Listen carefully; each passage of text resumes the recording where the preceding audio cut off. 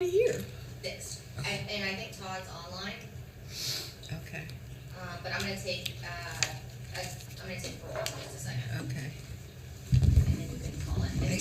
It sort of feels like we're, having our own private meeting here. Acadia's the only people here. All right, this is Ashley Becerra with the Office of Charter Schools. Good morning to those listening online. I'm gonna take roll real quick to establish the quorum, and then we will get started. Terry Stoops, Here. John Eldridge, Bruce Friend, Here. Rita Hare, Lynn Kroger, Here.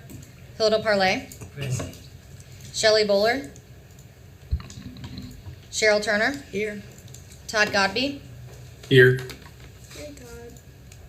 and Eric Sanchez. Here. All right, we have a quorum, and you can get started. Okay, Mr. Sanchez, would you lead us in the pledge, please? Yes, ma'am. I pledge allegiance to the flag of the United States of America and to the republic for which it stands, one nation, under God, indivisible, with liberty and justice for all. The mission of the Charter School Advisory Board. The Charter Schools Advisory Board works to ensure the existence of high-quality charter schools in North Carolina. Our ethics statement. Board members are reminded that it is our duty to avoid conflicts of interest and the appearance of conflicts of interest as we handle the work of the Advisory Board. Does any member of the Advisory Board know of any conflict or of interest or any appearance of conflict with respect to any matters coming before us at this meeting? If so, please state them for the record. If during the course of the meeting you become aware of an actual or apparent conflict of interest, please bring the matter to the attention of the chair. It will then be your duty to abstain from participating in discussion on the matter and from voting on the matter. Okay, we need to approve, we've got 3 sets of minutes that we need to approve. The February 28th minute, the February minutes, then the February 28th minutes, and the March minutes. Are there any additions or corrections to the March agenda? Are there any additions or corrections to any of that? Hearing none, can I get a motion? Madam Chair, I move, can we do this as a consent agenda? Yeah, I think so. I move that we approve the March meeting agenda, February 2022 meeting minutes, and February 28th meeting minutes en masse. Can I get a second? Second. It's been properly moved and seconded. Any discussion? Hearing none. All in favor? Aye. Any opposed? Thank you. Okay, Ashley.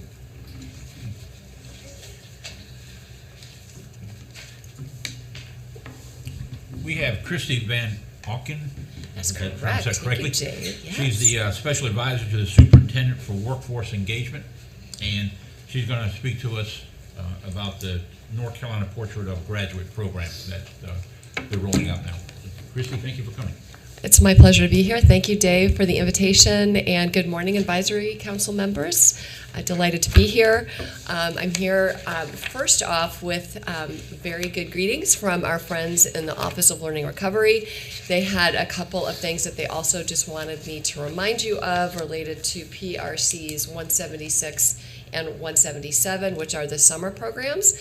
So just keep these on the top of your radar, if you would please. The CCIP applications, the funds have been distributed.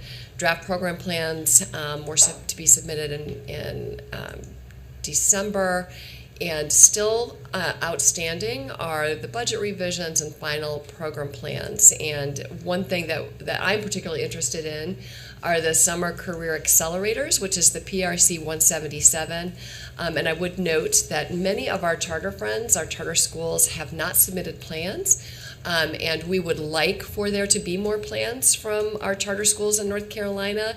The distribution, the allocation was maybe not always the dollars, because you're single schools often and lower head counts, the allocations are maybe a little lower and challenging, but just know that there's a lot of opportunity for creativity with our career accelerators. You can collaborate with each other. You could collaborate with an LEA if you'd wish. You can also take advantage of a lot of the partners that we've assembled to make it really easy for charter schools to participate in the summer accelerators, and often at very low cost. So if you have any questions about this, please let us know, and we would be glad to help, draft plans, help you collaborate with other partners, whatever we can do to offer up charter school students the summer accelerator experience. Any questions about that? Awesome. Oops, that's not what I wanted to do. So if you do have questions, please direct them to Lynn Barber, who's the Deputy Director of Office of Learning Recovery, and her contact information is right there. So probably the sooner the better on that if you have any questions or if we can help you with collaborations. All right, so the real purpose of my visit here today is to talk to you about the Portrait of a Graduate. And you may have received an email last Friday. You may not have been able to weed through your email since between now and last Friday, which is totally understandable, but I did want to put this onto your radar. The Portrait of a Graduate is literally it is one of the projects of the Superintendent of Public Instruction, Catherine Truitt, one of her kind of true norths, if you will. It's something that she feels very passionately about that can help us all understand what a student should be able to do and know when they cross the graduation stage. So we're not just necessarily aiming or shooting for the graduation stage, but shooting beyond that. And how are we preparing students for the post-secondary plan of their choice? Did you have a question? No, just stretching. Okay, next slide, please. So I've got this opening activity. Oh, the NC, this is better, actually. Let's go back. Let's just go ahead and we'll just kind of power through. So I wanted to give you an idea of why we're doing this, and so the why behind this really is this opportunity to really come together. So we hope to bring stakeholders, maybe 1,000, maybe 1,200 from across the state, to really share with us what their aspirations is. It's our hope that this is a very grassroots process that happens virtually, so that we have the best opportunities for access, but also that it is something that's extremely collaborative and includes stakeholder voices from throughout not only the K-12 verticals, but also from community verticals, and I'll get into that in just a little bit.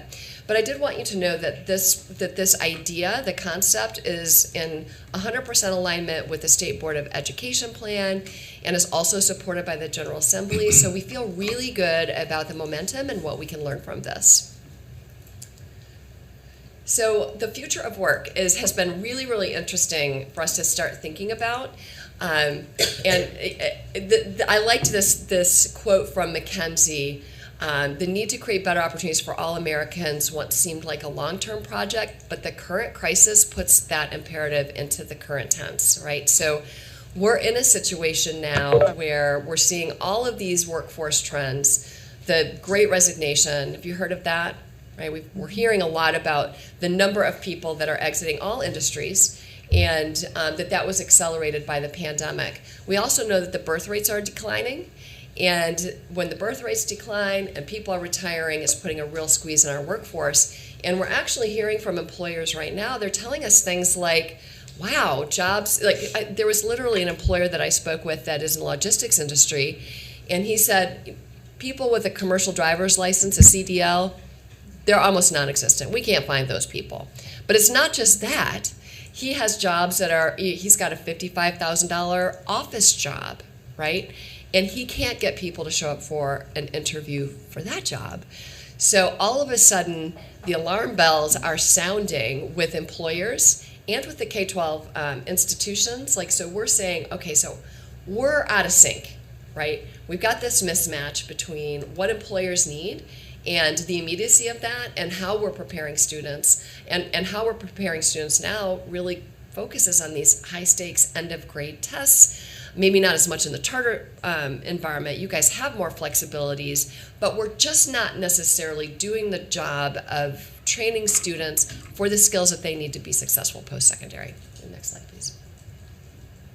So what is a portrait? It really is this collective vision that articulates the full community's, or in this case, the state's aspiration for all students. So what do we want every student to know? There are statewide portraits in a variety of different states, including South Carolina, Virginia, North Dakota, and others.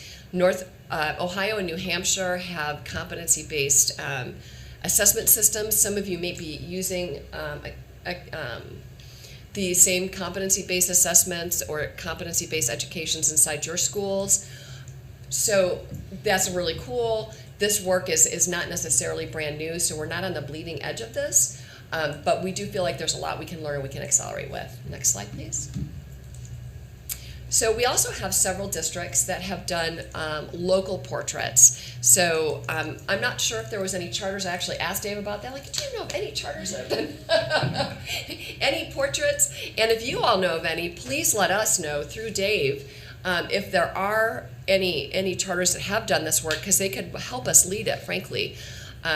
But we do know that there are some LEAs and some PSUs that have done some really cool portraits, some very good work in this area, including Cumberland counties, which is featured here, but also in Charlotte-Mecklenburg and smaller communities too. Vance County, for example, has a very good portrait. Next slide. So what does this look like? So again, it will be all virtual meetings. But we've got a very deliberate, regionally led design process. So we want to make sure that we've got not only geographic and stakeholder diversity, but it's got to really represent the entire state of North Carolina. And so we're working with a group called Battelle for Kids. Battelle for Kids will help us facilitate conversations that we're going to break down by regional pairs. So regions 1 and 2, and I'll get through this in just a second too, I'll show you the map. But we'll pair up regions that kind of will have some similarities in how they think and they feel about education and about aspirations for students. And we'll gain all of those insights, and we will try to curate those insights and then move it through a very deliberate design process until we come up with a portrait. Next slide, please. So this is one thing I'd love for you to pay attention to as you think about participating in our portrait, to have a look at the community engagement map and what it could be. So we're not just looking for necessarily people inside schools, although we are. So we would love for you to bring a principal and a student, or maybe somebody from an operating company and a couple of students, or a counselor. Like you make that composition based on your school and your community. You might work with a nonprofit partner, or you may work very closely with a higher education institution. We actually don't care. Invite who you want. We just want your community to be part of the conversation. So that email also that was sent out last week through Dave's office will have a lot of this information in it, but this hopefully will give you a little bit of a head start on what you're going to be reading and seeing. Any questions about this? About the engagement map? Could we just go back to just thank you. Okay, very good. Thank you. So this is what the portrait will do. So this is one thing that at least on the kind of the traditional school side, that there was this thought that maybe what we meant was that when we start to focus on durable skills and mindsets, so things like communication and critical thinking and leadership and perseverance or persistence, when we start to think about like those types of characteristics and how we want our children to also have those characteristics, that meant that we were going to throttle back on academic rigor, and that's not the case at all. What we need to do is actually marry them both. And so we need to maintain high academic rigor, but also make sure that our students are prepared with these other skills and attributes that will allow them to succeed afterwards. Just having test takers, not necessarily going to do it anymore, not with the job market that we have today. So here are the essential questions that are going to guide us forward. So what does it mean for our students to be future ready? What does it mean for us to prepare them for the post-secondary plan of their choice?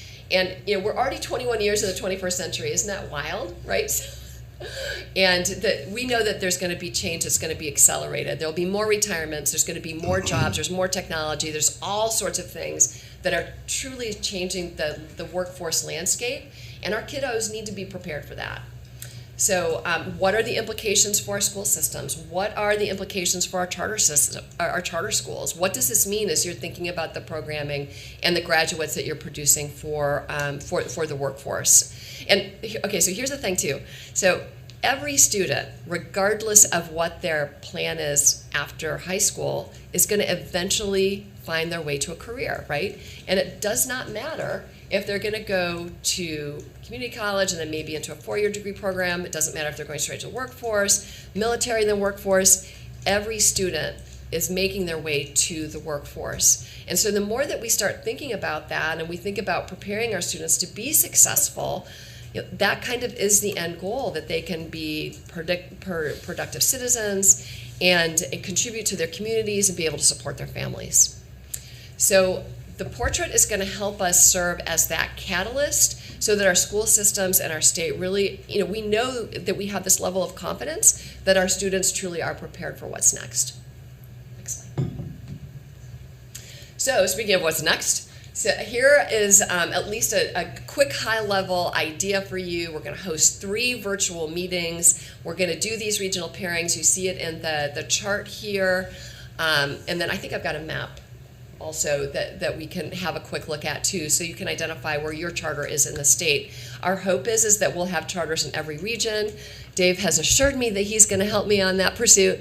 And so this is what it's really about, is us getting all voices to the table and making sure that whatever the portrait looks like is something that you see yourselves in and that you can also take and that we can articulate as it relates to the programming that we offer students in the future. So you're going to receive communication from DPI. Our regional directors will take it over. So we're going to recruit now. So Dave is in charge of recruiting charter schools until we hit that first design meeting, which is at the end of the month. So after the first design meeting, then we're going to go to more of a regional system where we'll be communicating using our regional directors, and they'll talk to all of their cohorts about upcoming meetings and reporting back, etc. Yes. How many people can you have at the meeting? So From one school. From one school. Mm-hmm. So actually, I don't necessarily want to cap it. I think that you'd be reasonable somewhere around maybe 10. Feel free to have 10 people from your school community. If you have 5, if you have 2, it really doesn't matter to us, because the virtual nature of the work that we're going to do, and our consultant has a very good system that will allow us to break into small breakout rooms, and so we can have more robust discussions and make sure that everybody's voice is heard. Can we include people like board members? I have some people on my board who are entrepreneurs and are having issues finding. Love it. Yes. staff. Yes. That's a perfect, thank you for that example. That would be sensational. So maybe it's one board member that could maybe speak for your community and report back what they're learning, or 2. So again, I really want to put this into your hands, and you can decide what that composition looks like. Just as a benchmark, even our largest LEAs, we're asking them to stay somewhere around 20 people. Although honestly, if they want to bring 40, I just don't care. More is better in this case. Any other questions? Okay, next slide, please. So this gives you an idea, just a quick snapshot of the geographic regions. I'm not sure, have you all seen this map before? Yeah, okay, great. So you'll know, if you're in Sandhills or whatever. So northeast and southeast are going to be paired together, and as we move from right to left, you'll kind of see that. So it's group 1, group 2, group 3, and then group 4 on the western part of the state.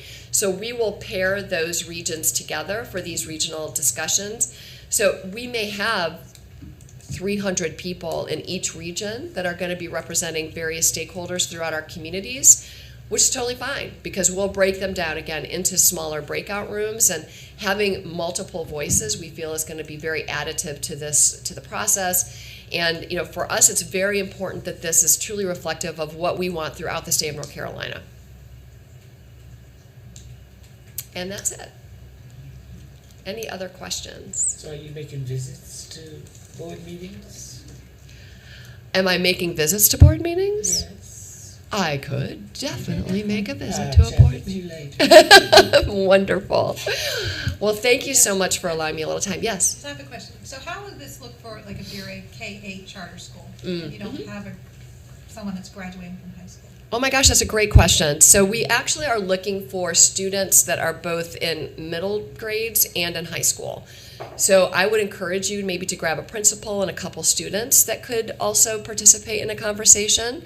Something like that, if that feels right to you, would be, I think that would be sensational. But we definitely, the student voice is actually quite important for this. So as you're thinking about participating, we'd be grateful if you make sure that you have at least a couple student voices. And I would also like to share that we're hopeful that you would commit, or that your cohort will commit to the 3 sequential meetings, because they each build on each other. So we need to have the folks that were in meeting 1 to participate in meeting 2 to carry the work forward to meeting 3, but then you'll be done. Promise. Anything else? Well, thank you again, Dave and advisory board members. It's been delightful to be with you today. Thank you. We've been hearing about the portrait of a graduate, but it was really vague, so this is really helpful. Oh, I'm so glad. Thank you.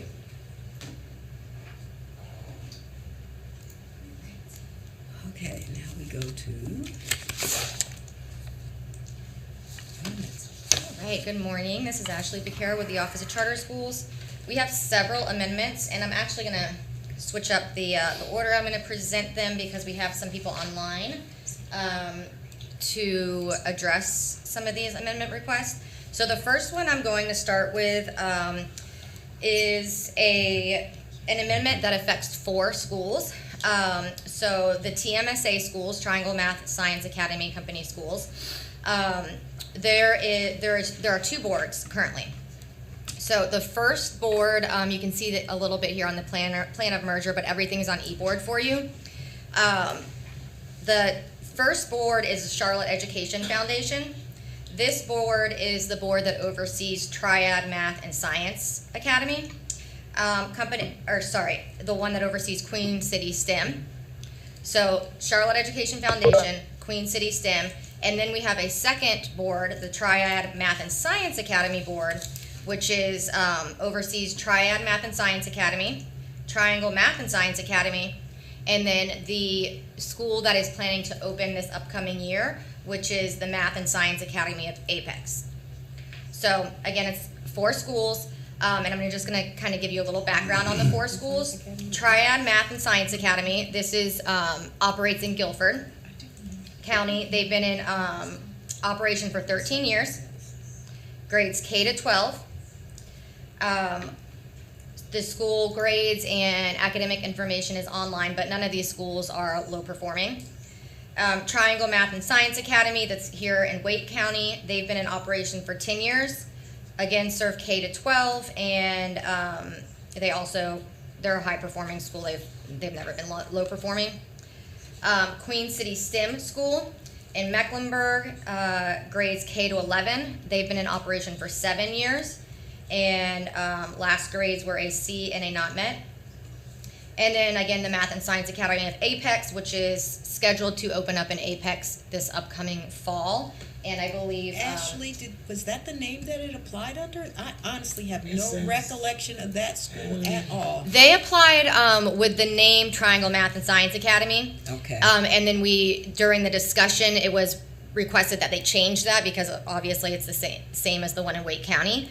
So now it is officially, that's been processed already, the Math and Science Academy of Apex. Okay. Because I was Yeah. just like, I don't remember approving that school. Yeah, they and you would probably once you hear from them, you'll probably remember some of the discussions. But they also submitted. They're in the RTO update that we've just provided. I think they're at 300% of their enrollment projections. So they're looking like they're in a good spot right now. But they're asking for 2 things. So the first thing is that all of the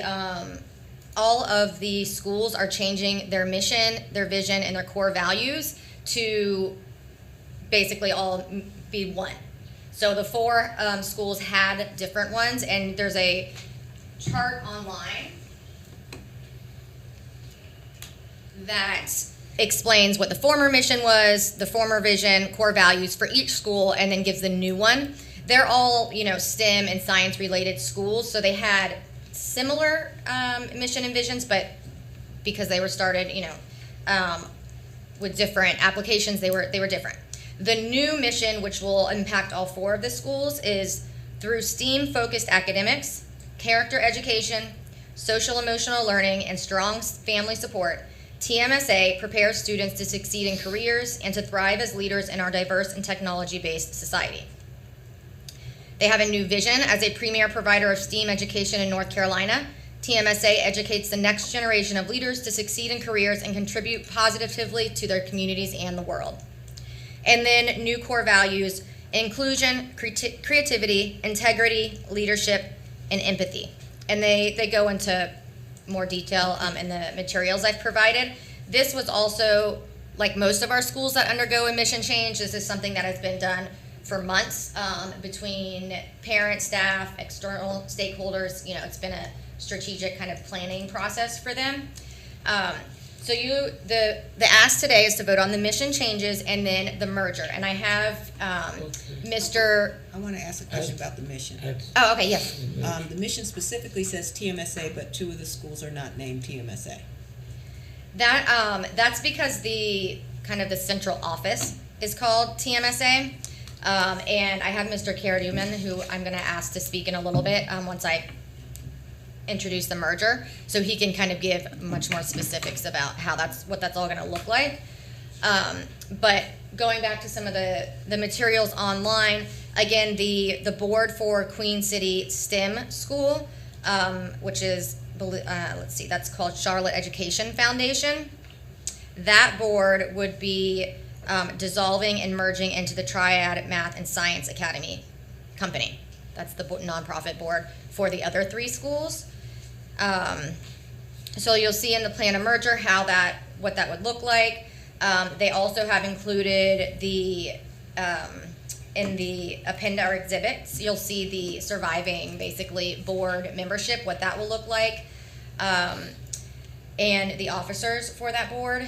I'm not sure offhand how many of the directors of the surviving corporation, if they're all from one board or if it's a mix. I think it's a mix, but Mr. Karaduman can speak more to that.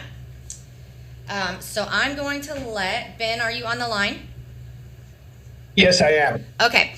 So if you want to kind of give an introduction, anything that I might have missed, and then CSAB can ask any questions they have. All right. Good morning, everyone. My name is Ben Karaduman, and I am the superintendent of TMSA Public Charter Schools. Triad Math and Science Academy Company Board, they currently, the overseeing two charter schools, Triangle Math and Science Academy and Triad Math and Science Academy. And then the new one is coming, the Math and Science Academy of Apex. We just, submitted an amendment to change the name. Whereas the Queen City STEM Schools is governed by Charlotte Education Foundation Board. Back in 2015, the founding, the Triad Math and Science Academy Board applied another charter in Charlotte.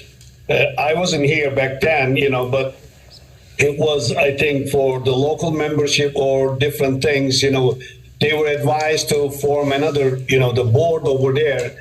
We used to have like the common board members, like if we have 9 board members, 4, they're serving in both boards, the 5, they're locals and like that. But we came to a point that we are doing the same board meetings twice, and we are, the reporting and all that kind of things, almost everything is with the same mission, vision, and then the same idea. The discussion happened in last August in the board retreats that both boards, we conduct the retreats together. And then they came to a point that, if it is okay, if it is allowed under the law, we want to merge, and then we want to run the schools under one board. And we have an ad hoc merger committee, and they worked about 2 months. So we worked with the attorneys for the bonds and everything.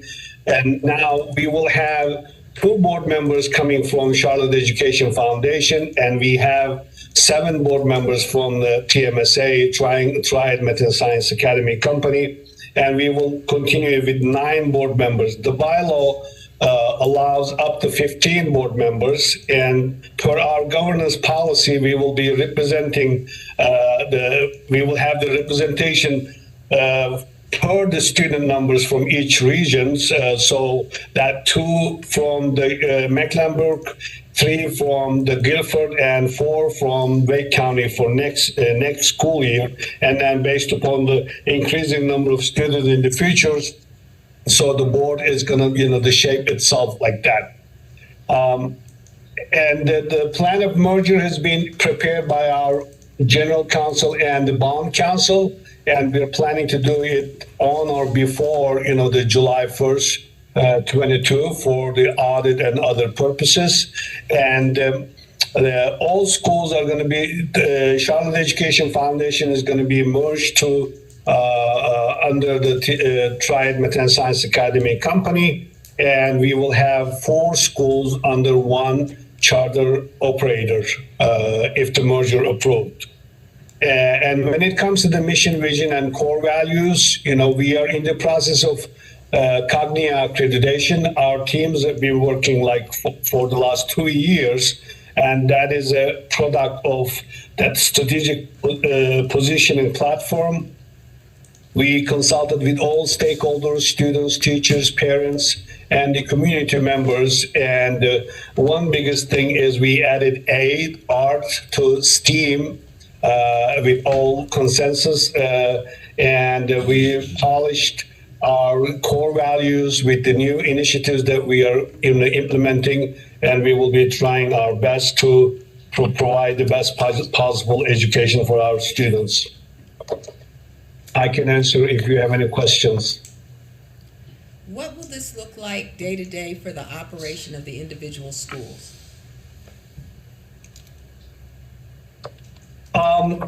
Basically, in the individual schools, we have operations managers in each school level and the principals. We want our principals to be the instructional leaders, whereas the operations managers work with the central office to do a lot of the non-instructional things. On the other side, we have the director of curriculum and instruction. We have student support services, EC, and the federal program coordinators at the central office level to support the schools. And based upon their, the school improvement plans or all other things, the principals are leading their schools, and then we have bi-weekly meetings with the principals, and then we have deans, departments. Periodically they meet based on, for their PLCs and other goals that they have in place. This is a question I think for Office of Charter School. Will each of these schools continue to have their own charter with their own charter number? Oh, yes. There is nothing changed. And everything, this is basically at the governance level. Right now, we have shared services agreement with the Charlotte Education Foundation. Actually, we are doing everything the same way, but with less.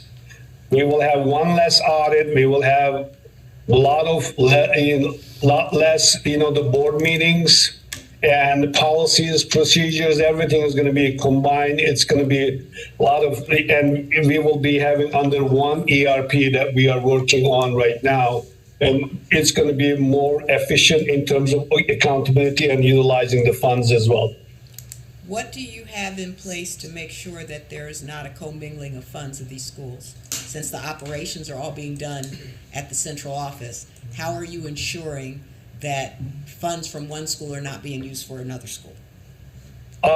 Every school has their own bank accounts, and they have their, under their LEA numbers. We have our, the accounting systems, and the central office has a different accounting systems. That we just have like 5% of the funds from each school. We receive the central office, And by the end of the fiscal year, if any, any leftover funds, we give them back to the schools.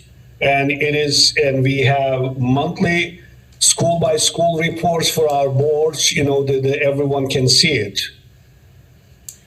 Based on that answer, did I understand you to say that you would have only one audit? Yes, we do. Just one audit.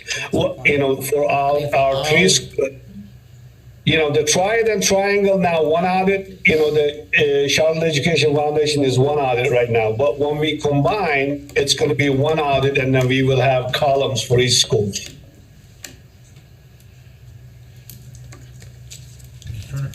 That is complicated. That's why we've seen the issues we've seen with late audits for KIP and late audits for movement was because of that process. They have to have combined audits if there's the same 501c3 that is the governing body. Is that the situation you're going to have, Ben? Yes, sir. Okay. And because of this, you know that you are moving into what we consider a charter service organization, a CSO, which will have to be approved by state board also, similar to what we had to do with the KIP consolidation. Bless you. Thank you. This is Mr. Friend. I guess that's was going towards my question. He's referring to the functions of the central office. Who is that? And are there fees that the schools are paying for the services that central office, whoever that is providing? 5% of the budget for each school. How is that not a Right. management company? You're asking Officer Charles, go ahead. Would you have Ben answer that question? Yeah, Ben, who's the central office?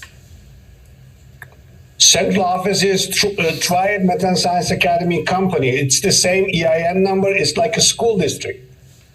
It is not a different entity. We have the Triangle Method Science Academy is a DBA of the central office. So how does this affect the articles of incorporation for each school?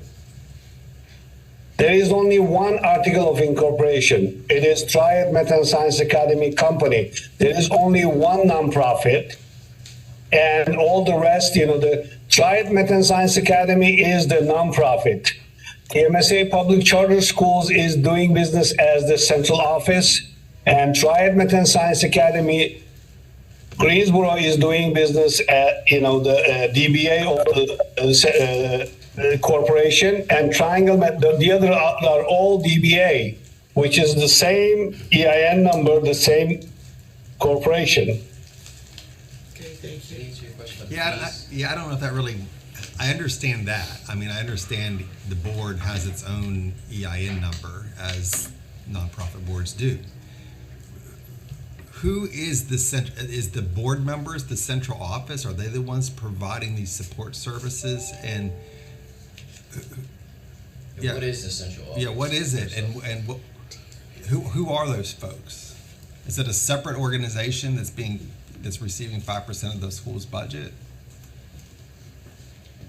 It is the same organization. You can say that from one pocket to the other one, sir. I mean, it is not a different things. Like I said, it is basically the central, the board is setting aside 5% for central, the operations. And then they said if the funds are exceed, we put them back to the school's accounts, And the other way that you can do this, you can have each central office folks to be the employee of the certain, the LEAs. That this is going to be very complicated. You can show the superintendent in one school and the other one. It's going to be very complicated. So it's different books. It is so clear over there who does what, and then it's in the audits as well. So who are the people that make up the central office? I think that's the question we're asking. Yeah. Are they board members, or are there some employees that have certain positions that are central office positions? We have 18 employees in the central office. Myself, as the superintendent, I am the board designee to oversee the principals. It's basically similar to the school system. I mean, the regular school system. 18. But still, who are the 18? I'm still. Who We make up have, the 18? we have superintendent, we Our have position. deputy superintendent for academics, we have deputy superintendent for operations, we have director of curriculum instruction, we have PR coordinator, we have CFO, we have purchasing, we have payroll, we have everything. So where are they coming from? They're employees. They're They are all they're separate employees of the same Yeah. company with the schools. So these 18 employees are being paid from the 5% from the individual charter schools? Exactly. I don't feel like we have enough information, like an organizational chart. I could use a lot more details. Is it possible for us to table this month, pose questions to them based on the questions that we've had, and then come back next month to discuss this further? Just pitching an idea. It would help to the me a group. lot. Yeah, that's for I think sure. that would help me. I think that's a good idea, Yeah, Mr. yeah, Stoops. well. I'm struggling with, I don't, Yeah. and Ben, please don't, just trying to understand without exactly that kind of a flow chart diagram in front of, like, I'm trying to wrestle with if my board had a staff that they hired to be the central office for my school, in this case it's multiple schools, how is that not, that's an EMO, that's a, In our opinion, I think what Terry's asking is great to get that flow chart and everything. The difference between what we're calling a CSO in this situation is this central office is not managing per se the day-to-day operations of each individual school. They're providing services to help. They're providing finance, power school, all those things, but they're not. Ben, unless I'm misunderstanding you, you're doing all the, your central office is doing all the back office services for these 4 schools. Is that correct? That is correct, with under the same policies, and then we basically empower the principals. The principals are the leader of the schools, but we are, as the central office, taking all the workloads other than the instruction for them. Even for the instruction, we provide, the EdTech solutions. We just make their jobs easier. It's not, they are basically our schools, it's not like the third party. We are in just one family, we're not outsiders. We don't have contract with them. They are part of, when you look at our bylaws says that the board hires the superintendent hires the principals, and then the organization chart is over there, and it is crystal clear, and there's nothing changing. What we're doing is just eliminating a huge workload of, the dealing with, another board. So if you guys remember, and I'm not sure how many of you were actually here when this happened, John Eldridge, they are open, where's the other school that Chatham's? Lee County. Lee. Lee County, and they are doing something similar. They have separate boards though, if I remember, but they are doing something similar. They're combining to provide central office services, but they are not, it's not a contract like an EMO. And we did approve that. We gave them a hard time and asked lots of questions, but we did approve that. It's also similar to what KIP now has done. KIP already had this general kind of idea in the East anyway, and now they've added Charlotte to it, and it's similar to the same thing that KIP is doing. So this is not something we haven't approved in the past. What I don't understand, because in the KIP models, I understand that there's the support and oversight for the schools is included in that agreement. I mean, Well, and it is here too. but it feels like I'm hearing 2 different things. I'm hearing one that's like your back office, your power school, and like that was one of the examples that was used. And then the other one I'm hearing is like you're actually in some ways dictating what's going on in the schools because you're deciding on some of the curriculum, you're overseeing the principals, and so forth. Which then goes back to Bruce's question of I don't understand this, so I'm being curious, not judgmental. Then what is the line between being, I think, a CSO and an EMO? And the EMO. Seems blurred. Because the EMO does the backside, you know. The EMOs are separate companies that they contract with. This is the Yeah, board the itself.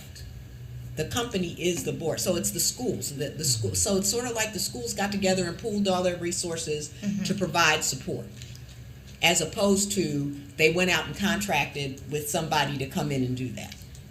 And This as is what a, I would have considered to be a CMO at some point. Right, then Like, CSO. This is what we used to, I mean. CMO is a non-profit Nonprofit. organization.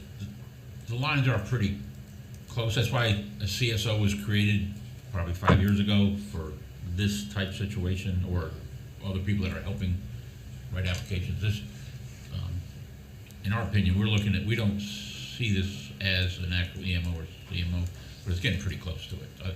I think if we could get a flow chart and a little more information, that might make it a little easier to see.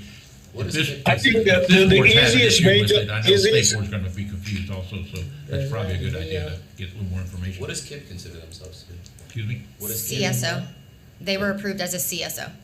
Yes. Dave, if I may, I think that the better to understand CMO or EMO, if something happened to my school, it is my school. I cannot really walk away.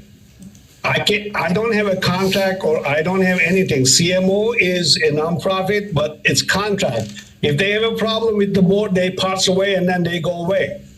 And CMO the same way. But these are my schools. If there's something happened, I am always here, and then we have to deal with it. You know, it's a basic definition. It's so simple over here. We are not really outsiders. Those are our schools. You know what I mean? So there's no way you can compare us with a CMO or EMO. I do think a flow chart would, Some graphics. you know the word I'm trying to say, would be helpful to see how this works. And if And you could who- provide us specific Yeah, I mean, questions, we'll make sure that they answer them. Yeah, can I get a motion then for Terry's suggestion? Terry, you want to? Terry, you want to make a Terry, motion? you wanna make it or I try? I move that we table the decision on the triad math and science mission and merger modifications, and submit questions to the requesting entity for answered in the April meeting. Is there a second? Second. Bill Department. Any discussion? Ashley, you want to take a roll call vote, please? Sure. Shelley Bullard, Aye. Terry Stoops, Aye.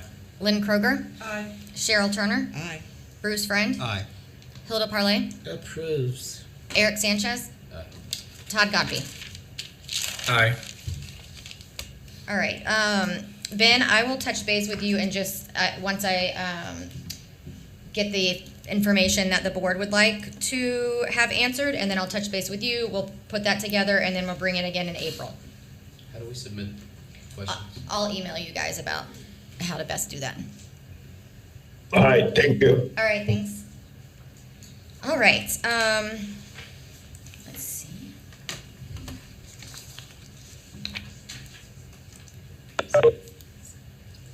Okay, the next one we have, I have Valencia Toomer on the phone, but I'm gonna introduce it really quick. This is the School of the Arts for Boys Academy, so this is one of our RTO schools.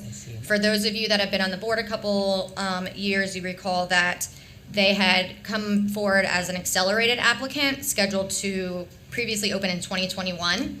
They were, their application took longer because it's a single gender school, so there were more questions that had to be kind of answered and discussed. And so it was recommended that they move to a standard timeline. So now they are on a standard timeline. They are scheduled to open this upcoming August 2022.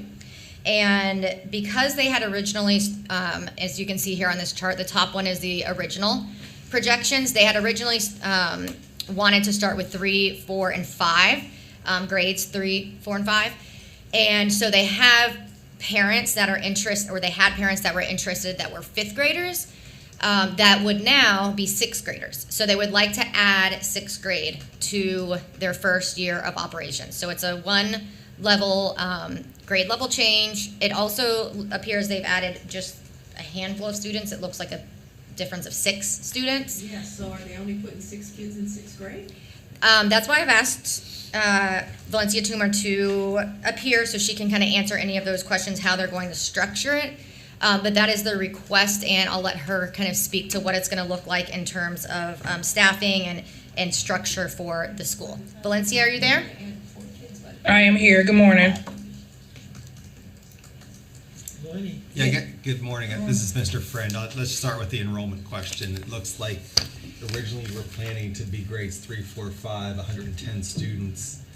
Now you're asking 3, 4, 5, 6 for 116 students. It looks like you're adding an extra, or the request is to add an extra grade, but that really is only 6 additional students. And when you look at subsequent years too, you're going from 154 to 158, 250, 242, 246.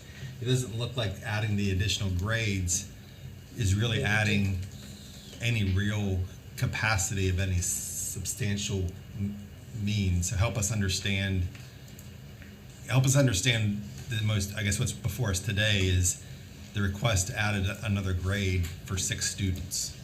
Absolutely. So what was originally approved in our charter when we first wrote it was 110 students, and it was broken down into grades 3, 4, and 5. When we appeared before CSAB in our first interview, we were asked to come back and resubmit, review, and update our budget so that it met particular expectations and guidelines presented. And when we presented that updated budget in our second interview, it was for 116 boys. So we never went back and we didn't do anything with our original charter at that point, but our budget was approved for 116 boys. And so that's what we have been mirroring since then. And so in our minds and paperwork, we weren't requesting a significant change to our year 1 ADM because our budget was previously approved for the 116. And so now we're just, it appears that we're updating our records. And with that 6th grade offering during that first year of operation, some of them are previously committed 5th grade families that wanted the opportunity to attend SABA, which previously accounted for about almost 40% of our enrollment when we were trying to open up in the first place. So on our end, there is no significant change to the year 1 ADM, and it's not a change to our budget or to our operations or personnel or anything. So what does your breakdown by grade, number of students per grade look like? So what we are, tentatively looking at, again, we know that in our projections for our enrollment, if we have higher numbers in certain grade levels, we will have to adjust our class sizes as long as we make sure that we stay in that projected range of 116 boys. But what we are looking at currently is if we removed one section of 3rd grade, that would give us 15 boys there. We would have to reduce the number of 4th graders by 8 students. So that cohort could be, 12 and 19, plus or minus. And then 5th grade, we would still keep the 2 sections of 5th grade, and then we'd add 1 section of 6th grade. So that would keep us at our 116 boys. Okay, when you say section, what somebody says section to me, I'm thinking 25 kids. Like, what are the numbers? So 1 section of 3rd grade would be 15 students. 1 section of the 2 sections of 4th grade would be 16 and 15. The 2 sections of 5th grade would be 23 and 24. and then one section of sixth grade would be 24. Okay, so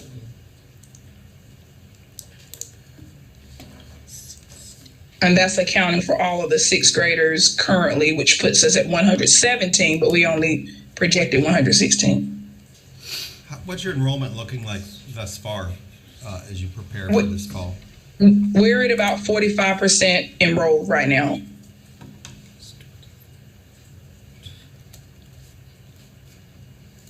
As you move up the grades, your numbers really aren't changing very much. So is it always the plan that you will have smaller numbers of students in the lower grades and then you will add students as you go up grades? That is correct. We wrote our charter specifically to state, particularly in third grade, that we would not go above the 1 to 15 teacher to student ratio. And then, of course, maintaining even smaller class size for fourth grade, which is why we also wrote in that we would have an instructional assistant that would be able to support third and fourth grade. That means, though, that as you're growing, your incoming new students will be higher grades. Is that correct? Yes. So are your fourth and fifth grade classes right now, cohorts, whatever you want to call them, are there always going to be two sections of that graduating class? So the following year, are we going to have one third grade, one fourth grade, 2 5 and 6s, and 1 7? And then the next year, 1 3 4 5, and then 2 6 7s?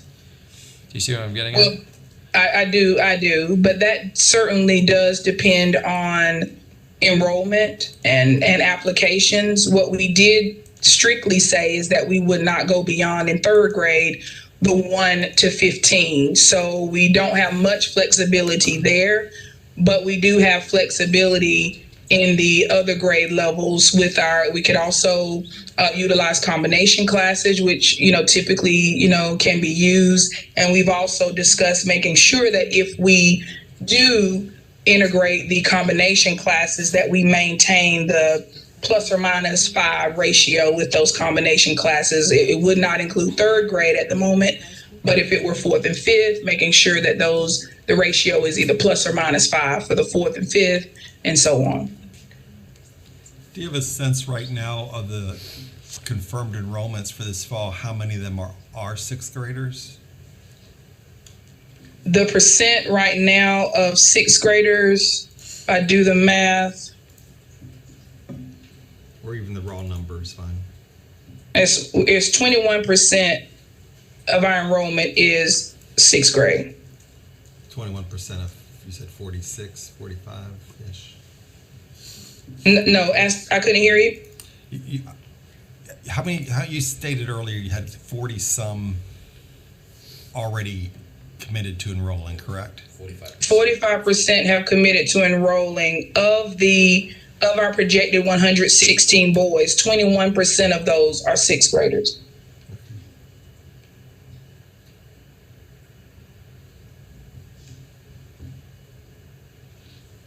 So that's 24 students. Correct. Sorry if you said this. How long have you guys been enrolling? We started in January.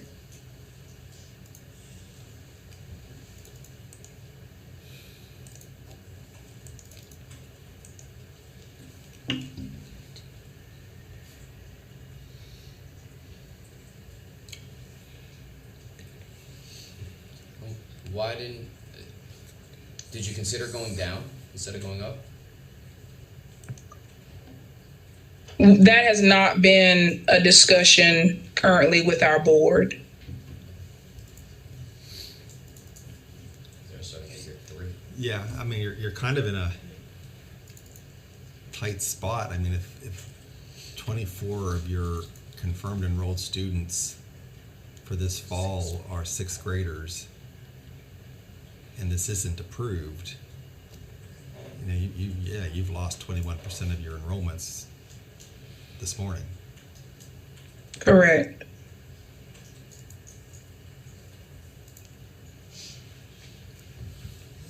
When does your enrollment period end? Yeah, I think you can check. to go with it? It ends at the end of April.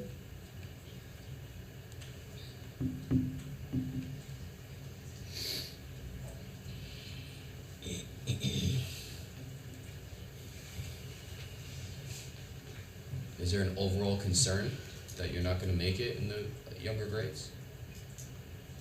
With our enrollment, Yeah, your projections, and I'm sorry if this was asked, but what is the break-even number? Is that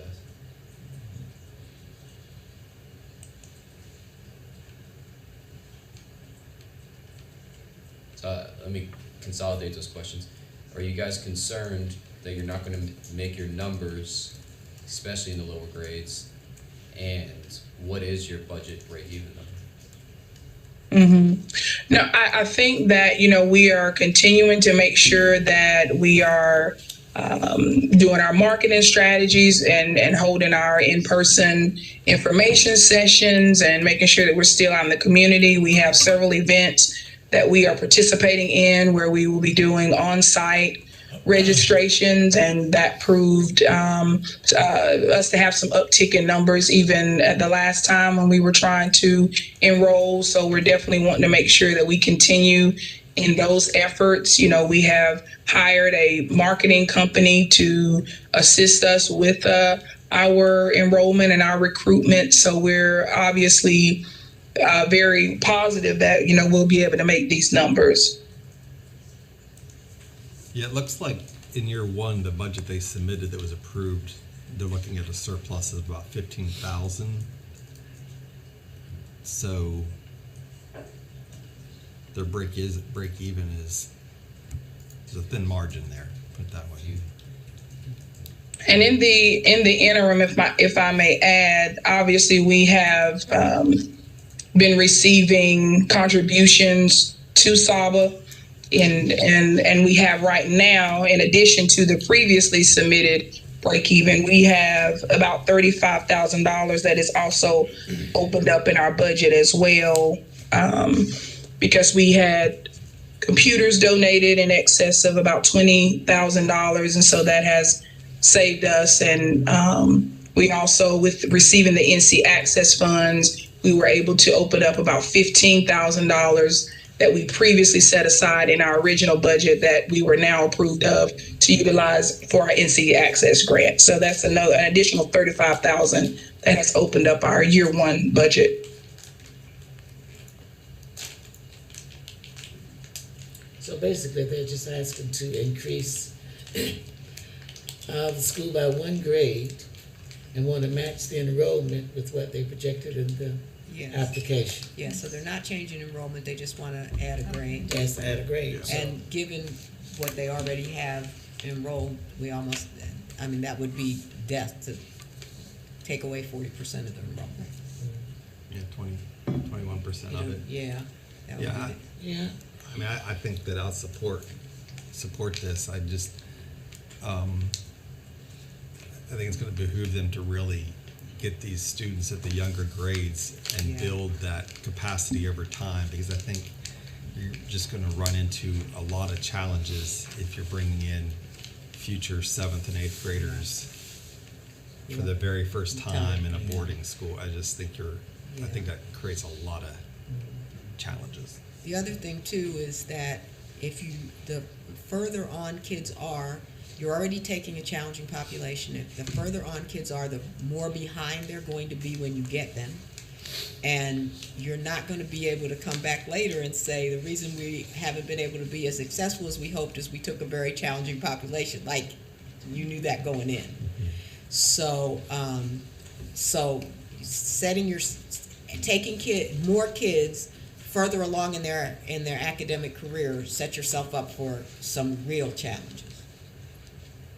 Not to get into the minutia of this, but if you were an approved school for 3 through 5 your first year, I'm wondering how they got applications for 6th grade, and then whether or not that their enrollment period. No, that was actually a structural issue. So they applied for it to be a fast track. Accelerated. Accelerated. And But that was the year that we found out you had to do all these extra things if you wanted to be single gender. So we couldn't approve their application on time. By the time we finally were able to approve it, they didn't have time to really be able to get open. So we moved them into the regular timeline. So they started out recruiting kids who were going to be in 5th grade, but they're in 5th grade this year. And those are the kids who they want to make sure they have space for next year. Because they're a year behind. Yeah, because they're a year behind, yeah. It still falls under the same charter and the enrollment period and all that, and all, it's kosher. I'll go ahead and make a motion that we approve Saba's request to expand their grade level to grade 6 for the 22-23 school year. I'll second that. It's been properly moved and seconded. Any discussion? Will we receive, this is my first year back here, will we receive updates of where schools are at enrollment wise? Yeah, I Yes. think it starts in April or May. Yeah, I was gonna say that. So next month you'll start, I sent one via email just for informational purposes, but starting next month, you will hear updates from our office that get more detail. And if we have concerns with schools over the next few months, that's when we will bring them in to kind of discuss with Yeah. you what's happening. So, you know, for these RTO schools, these months are oftentimes when there's a kind of, you might see changes or issues that are coming up, and that's when we definitely bring it to you and you can discuss those with the schools, and then we kind of go from there. We'll get a monthly report now. Yeah. And then if we see schools, and we get down, I think it's in June, if we see schools that are still not at 70% or 75%, 75%, yeah. 75%, then we have to make some decisions about whether or not we're going to allow them to continue to plan to open in August. Because it seems like a lot's been thrown at this to be at 45% in 3 months, but I support it. Yeah, Okay. you'll hear a presentation from all the RTO schools in June. And there's certain criteria that we present to you about what, including the 75% proposed enrollment, that they have to meet to go forward and get final approval to open. Any other discussion? Hearing none, can you take a roll call vote, please? Shelley Bullard? Aye. Terry Stoops? Aye. Lynn Kroger? Aye. Cheryl Turner? Aye. Bruce Friend? Aye. Hilda Parlay? Approves. Eric Sanchez? Approve. Aye. And Todd Godby? Aye. Okay. Question about what I said. Valencia, it's been approved, so it will go to state board next month, and we'll have final approval either next month or May, depending on where they put it on the agenda, but we will stay in touch with you, okay? Perfect. Thank you all for your time. All right, thank you. Alrighty, thank you. Okay, so we have 3 that should be a little bit easier. I have can I ask a question about that real quick? Uh-huh. So if it's not approved at the next state board meeting, those numbers will not be included in our report in April. That's a good point, but we're also talking about 6. We're talking about 6, so we could still give you the numbers for both of those. Okay. Yeah. If it was a big enrollment change, we might have those discussions, but since it's only 6 kids, it's not as big of a change. But we can give you both of those, like the percentages. You'll start getting RTO reports starting today. Every month, we want to make sure that enrollment is in front of CSAB early and is in front of the schools that are going to be opening. So, and to your point, Jamie, I don't see State Board approving this on action on first read, but because we're only asked for 6 students, I don't think that's going to be I guess on paper it's 6 students, but what they It's just told us, but 21%. it's Correct. actually 21% of their entire Yeah. population. If I'm the school, I'm going to say, I would be recruiting, saying pending State Board approval in April, and I would do everything I could to make sure these kids were, these families knew they could come to our school. It Yeah, seems and- like they've heavily recruited students that they didn't really have the authority to say for certain that they were going to be able to serve. As long as they, again, say pending State Board approval. Yeah, sometimes that especially with these RTO schools in the later stages of open enrollment, sometimes that happens, and we do tell them to make sure that they're, transparent with families, that we have to get final state, board approval for this. And then when Claire from our office does the RTO presentation, she will always let you know, Jamie, if there's, if there's a pending amendment, this is what's going on, and we're just waiting for that, so you can kind of see both sides. Like, we have some, I think, we've heard are relinquishing, but we haven't received that yet, so we would tell you, we've heard this, but not approved yet, sort of thing. All right, the next one is Chatham Charter School. So this is fairly simple request. This is they're in their 25th year of operation, so they have a very old charter application. But part of the original amendment policy required any changes to school nutrition to get state board approval. And so they are simply adding the National School Lunch Program. But because their original charter didn't, the original charter actually just had something about food inspections, is very different than what we request now. So they serve 570 students, grades K through 12. And something I really kind of like about this request is that they actually started during the 2020 school year receiving school nutrition services through their local LEA, Chatham County. So they partnered with them, and they're in their second year of receiving lunches from Virginia Cross Elementary School. That school's cafeteria in the local LEA, and so since that's gone so well, now they're joining the school lunch program themselves. Any questions? Can I get a motion? I move that we approve Chatham Charter's request to add the National School Lunch Program to their charter. I second that. It's been properly moved and seconded. Any discussion? All right, Shelley Bowler. Aye. Terry Stoops. Aye. Lynn Kroger. Aye. Cheryl Turner. Aye. Bruce Friend. Aye. Hilda Parlay. All right, aye. Eric Sanchez. Approved. And Todd Godby. Aye. All right. Great. So that will go to state board next month. We have 2 weighted lottery requests. Both of these schools are NC Access Program schools, so this is something that's required, and we're finally pushing through to the state board so we can get these official approval. The first is Monroe Charter Academy. They opened in 2019. They serve K through 3. They're about, I think, 120 students, so it's a smaller school. They are waiting for economically disadvantaged students, and they have set a goal of 72% in their 5th year. They have all the same type of programming that we see with a lot of our weighted lottery students in terms of school nutrition, transportation, providing help with supplies, extracurricular activity fees and things like that. Any questions with that one?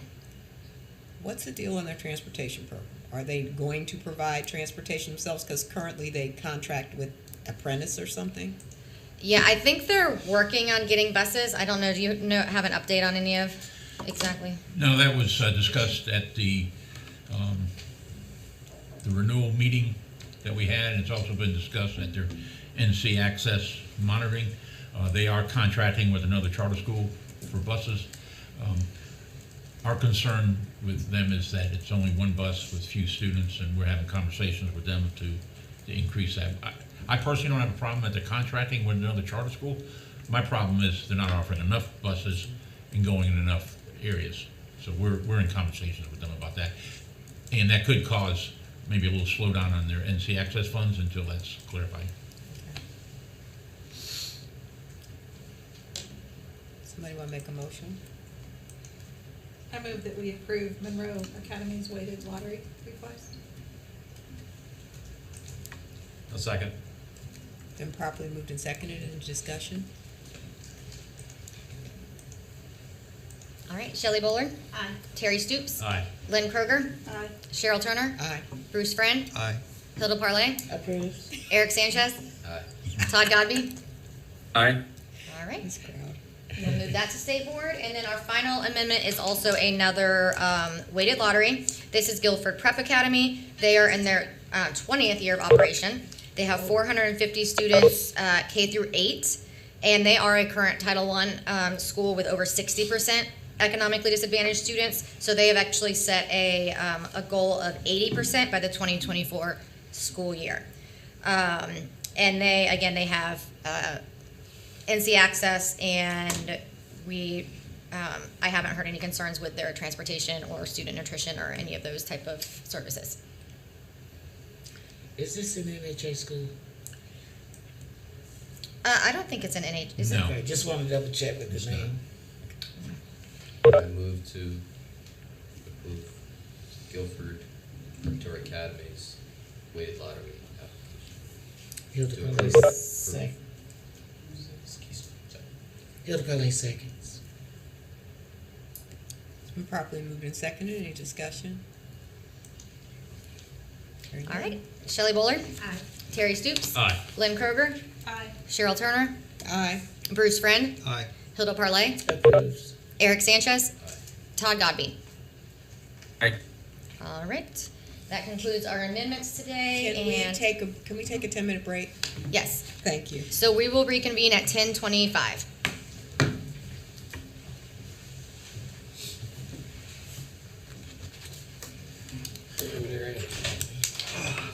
What happened to your hand? Tore my thumb ligament. Doing what? Playing adult dodgeball. Ah. It's actually more respectable than I thought you were gonna say.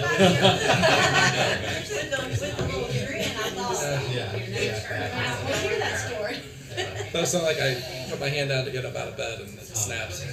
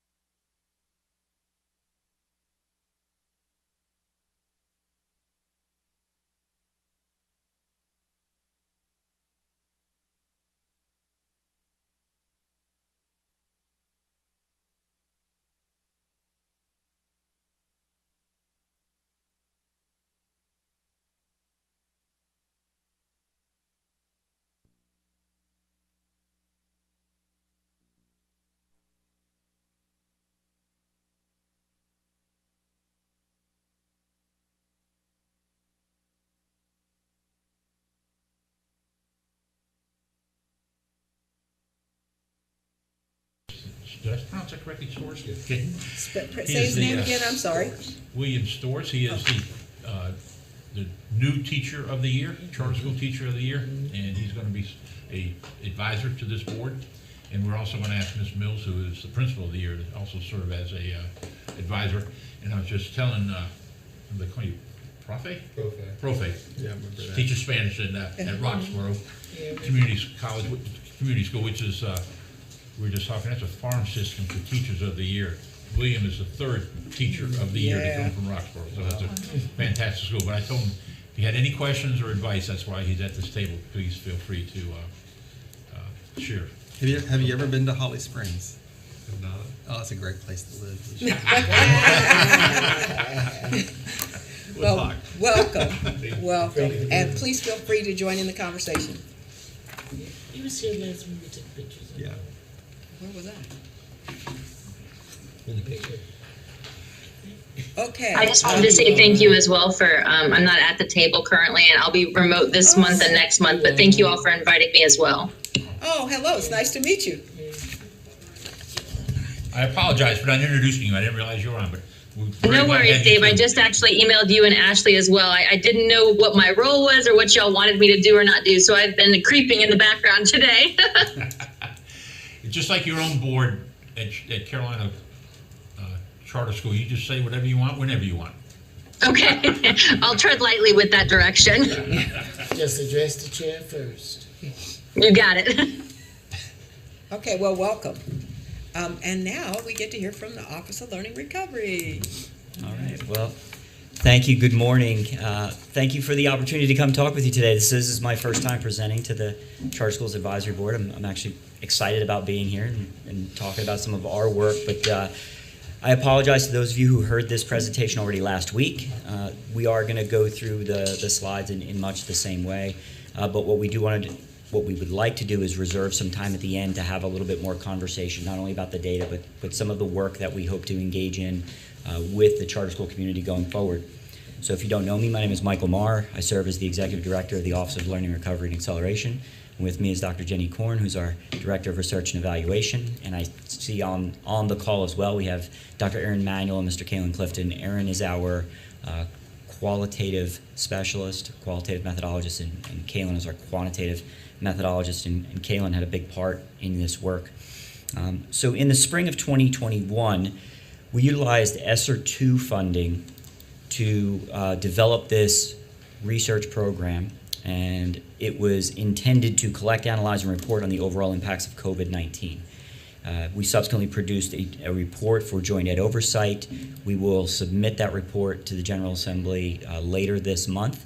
It is a preliminary report. We'll have a second report that goes in December. And so by no means is the data itself preliminary. This is real data that we've collected over the course of the year. What we'll see in the final report includes some deeper analyses as well as some of the more technical aspects of the work that was done. Some of the things that are really important to note here, this is the first comprehensive and authoritative statewide analysis of data on the impact of the pandemic on students in North Carolina. The data is unique to North Carolina. It is a population study, meaning it covered all of the students in our state. It is not a sample. It's not a representative sample of students. It's all students. And so when we talk about it being North Carolina Public School students, it is in fact that all North Carolina Public School students, traditional and charter school students. So those student achievement for 2021 was presented to the state board by Dr. Howard earlier this year, and many folks saw how grade level proficiency was impacted by the pandemic. We saw some of a retreat in terms of proficiency data. This is actually the first time we've looked at data in terms of student growth. And so taking these two studies together, these two sets of information, provides us a far more comprehensive picture of the impact of the pandemic on student performance and how to move forward. Okay. So the mission of our office is to actually serve public schools by providing information support needed to make evidence-based decisions. And so that's the primary goal that we have. Our partnership with SAS and the EVOS team at SAS, in addition to several other rigorous studies, will help us better understand not only the nature of the impact of the pandemic, but how do we move forward and accelerate learning for all students. So what you will see is we have several different studies that are either ongoing or in development. Okay, am I on the right slide? If you go back one to the minutes, please. Yep. Yeah, there we go. Okay, so a couple of the studies that are ongoing. So we have a new Spencer Foundation. I'm sorry, we don't have a new Spencer Foundation. So we've got some studies that we are working on, and then we have some partners who are doing some work as well in the area of COVID recovery. And so what our office is trying to do is capture all of the different studies happening in the state so that we get this comprehensive picture. So, for example, the team at UNC Chapel Hill, the EPIC team, they actually have a Spencer Foundation where they're looking at a quantitative study looking at the long-term impacts of the pandemic. And what's especially interesting in that study is they're actually looking at student resilience. So what are the characteristics of students in schools that tend to help students bounce back more quickly? We have a new IES study that was recently funded just 2 weeks ago, and so I submitted that IES proposal in partnership with EPIC, and it's to assess the impacts of student participation in Office of Learning Recovery designed interventions. So these are both summer and academic year interventions that we are funding with some of the ESSER 2 and ESSER 3 appropriations. And then this week we'll submit a new IES proposal with faculty from Duke in the Center for Child and Family Policy, which will assess the implementation impact of local interventions on student mental health and well-being. So we are looking at determining both the academic impact of the pandemic on students as well as the social, emotional, the health and wellness of students across the board. So we are committed to providing the most accurate and up-to-date information to this board and to local leaders to enable some of this evidence-based decision-making that I talked about earlier. Additionally, one of our main focuses is to target interventions for students who are most disproportionately impacted and to prioritize our funding so that we are in fact meeting that goal. Okay. So now we can transition. Yeah, you can jump to slide Go to 12. Yeah. Yep. Thanks. I should have told you to move ahead, right? Yeah. Yeah. Yeah, this one. Okay. So we'll get into the results. The preliminary main effects. So the report includes a statewide summary by student group and school characteristic. We are going to work now going forward to gather input from state and local leaders on interpretation of these preliminary findings, as well as assisting with decisions about next level analysis and interactions. And then, as I mentioned, we'll submit a final report in December. Okay, so if we'll go to the next one. 13 is the correct one. Yep. So throughout the report and the presentation, what you will see is a side-by-side bar chart that shows 2018 and 2021. The purpose of this is to show the difference between our business as usual, what we would expect in a normal academic year, and the impact of the pandemic in terms of student growth. What we expect to see is average student growth clustered around the 0. Okay, so in a given year, what you expect in this analysis is for students to be somewhere around 0. That means they met the growth that we anticipated they would meet for that academic year. Bars to the left of the 0 indicate a negative, meaning students did not perform as expected based on their pre-pandemic learning trajectory, and those to the right are positive. On average, students performing slightly better than expected. Okay? The bar charts show the magnitude of the effect for us. The information has been disaggregated by subject, grade, different student groups, and then it compares larger gaps between the predicted and the actual performance of these students. The report has 23 different charts and tables. We've pulled out 7, but we added an additional one back for you today where we're going to show you the results for charter schools as a whole. Throughout the presentation, we provide analyses in terms of statistical effect sizes for all students by tested subject. This is the most precise way to present the data. It's not always the easiest way to understand the data, but it is in fact the most precise. We are working on converting those effect sizes into months for interpretability. It's actually a very complicated statistical analysis to convert the effect size into months, so that's why it's taking us a little bit of time. The best thinking in educational research when you think about an effect size is anything that is less than 0.05 is a small effect. Anything from 0.05 to 0.2 is a medium-sized effect, and anything greater than 0.2 is a large effect. Okay. So what follows is a summary slide with a few bullets and our biggest takeaway. So results show that there was a negative impact for all students, for all grades, for almost every subject, with the exception of English 2. The negative impacts were especially true for math, 5th through 9th grade, and science, biology, and 8th grade. Most students continued to progress during the pandemic, but at a much slower pace than what we would have otherwise expected. Okay, so 15. So this is the first time that we have presented North Carolina growth data in this way in the state, right? So we typically talk about this data in terms of students and teacher effectiveness. Here what you see is our statewide summary. And so when we think about it, you look at the average student growth across tested subjects and how they differ. And so here you see the overall magnitude of the negative impact of the pandemic.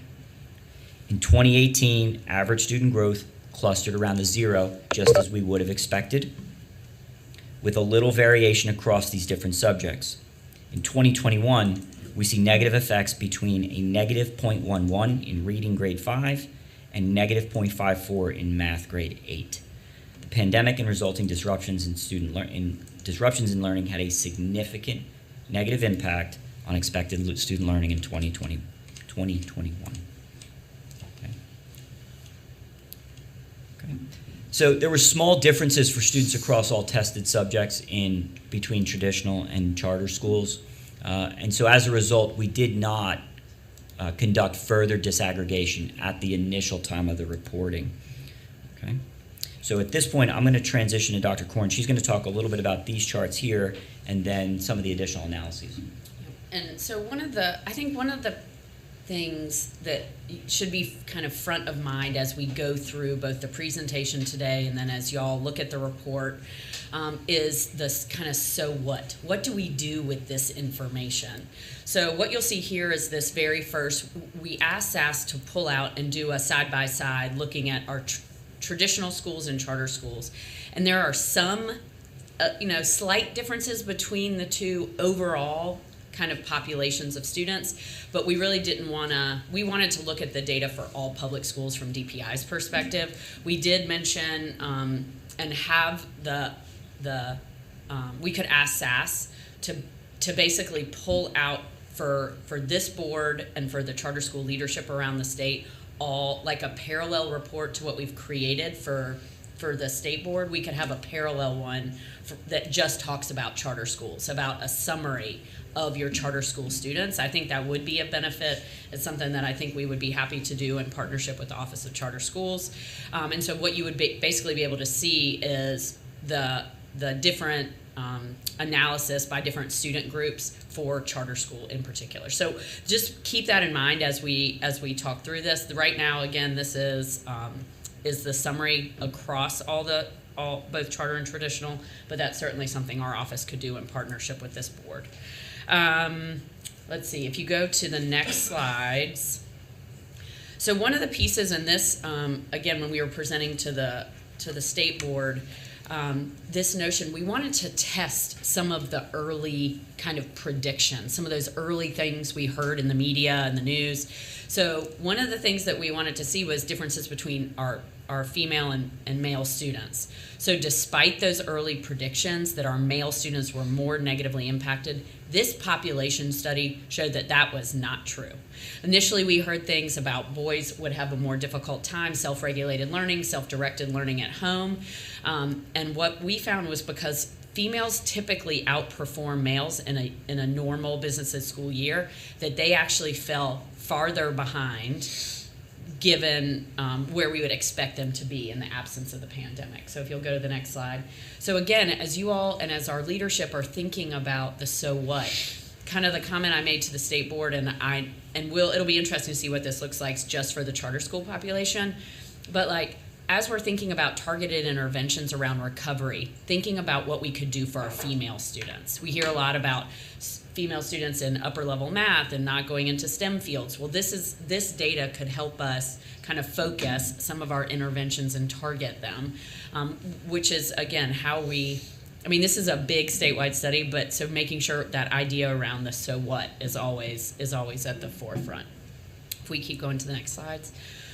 We did an analysis looking at students by race and ethnicity and found that all races were negatively impacted by the pandemic and that pre-existing disparities have increased. So here you'll see, and this chart is very confusing. It's very kind of complicated. But basically, if you go to the next slide, I think we've got an all. Yeah.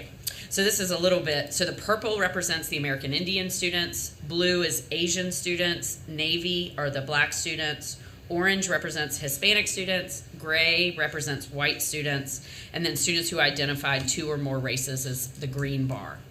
So here you can see, because you see where they were for 2018, kind of generally clustering around that 0, and then if you look at the bar next to it, you see this negative impact across all races of the pandemic. For example, and we see it's hard to see in that more kind of complicated graph, but there was a big difference between white and black growth was on average larger. The difference between how white students performed and how black students performed related to growth is larger in 2021. That means the disparities there increased overall across all tested subjects. But that's not true for all. So like in middle grades reading, the 2021 effect size is less negative for black students than the 2021. So it's important that we look, specifically at those different student groups. We look by tested subject, which is why we included a lot of these graphs in the report. If you go to the next slide, economically disadvantaged. Again, gaps widened between economically disadvantaged students and all other students, especially in early grades reading and 5th and 6th grade math. If you go to the next slide.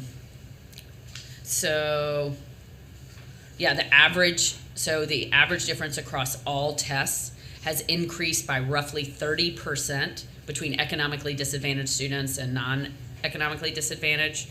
And by subject, it shows this increase was driven primarily between disparities in math and science. If you go to the next slide.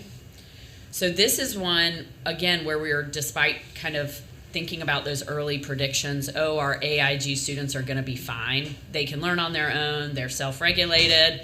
Well, what we found when we did this analysis is despite those early predictions that AIG students were significantly negatively impacted too, especially for reading in grades 6 through 8 and math grade 8. If you show that slide, yep. And I think these kinds of that challenge what we initially thought, I think these are really important to continue to digest and to work with leaders across the state to kind of unpack this a little bit. Maybe asking some questions about why, maybe coming up with some theories about potentially what happened here, and then we can do some additional analysis since we have this kind of follow-up report due in December. If you go to the next slide. So the data from the next set of slides for our students with disabilities and English language learners definitely warrants for further analysis. But keep in mind that all these results are promising from a student growth perspective. We know that overall percent proficient for these students is lower than we would like. So here, if you go to the next slide, students with disabilities are presented with the blue bar, and they were closer to their pre-pandemic learning trajectories compared to the general population of students, especially for reading in grades 3, 6, and 8. And if you go to the English learners, you see a similar sort of pattern. The English learners are represented by the blue bar once again, and they are closer to their pre-pandemic learning trajectories compared to the general population of students. You go to the next one. So as we mentioned, we included 23 different charts and tables in the report, including, and that wasn't presented here, student group analysis for chronically absent, foster students, migrant students, students experiencing homelessness, military connected, entering achievement, and then school characteristics such as urbanicity, percent of economically disadvantaged, school grade, and district designations. And so, again, this idea about presenting a report that we could give to you guys and to charter school leaders in partnership with the Office of Charter Schools that would gather all those same breakdowns for all the charter school population in the state. But we did want to identify a couple of key takeaways. So based on the preliminary findings, and Dr. Marr mentioned this, we really want to not only understand and kind of challenge those initial kind of stories that we were hearing. We really want to use the data to drive policy making and decisions about interventions for students and funding, both at the state and the local level.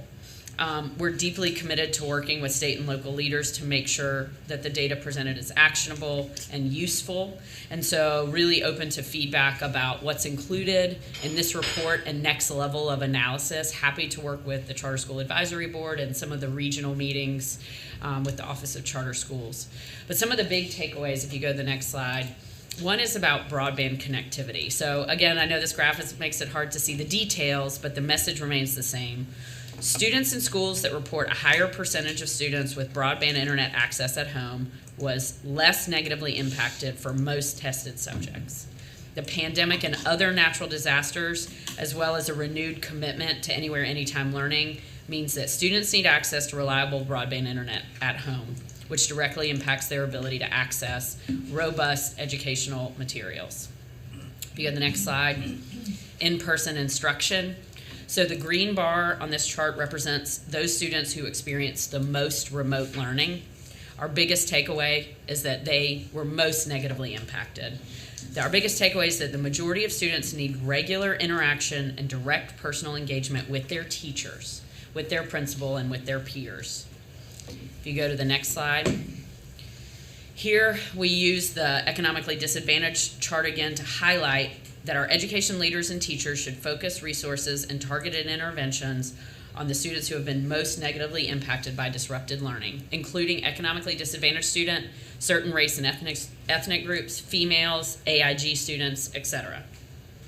And then if you go to the next slide, this is that summary, statewide summary, that we kind of come back to this because there are differences by content area and by grade, right? You see here that we should focus resources on early grades reading, middle grades math, and science in the transition years.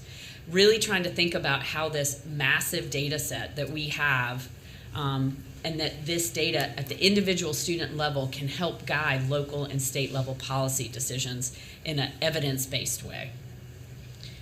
And I think with that, I think we're open to, I don't even know if we, is there more sense? Oh, just a report on next steps. If we, Dr. Marr, if you want to come back up and talk through what our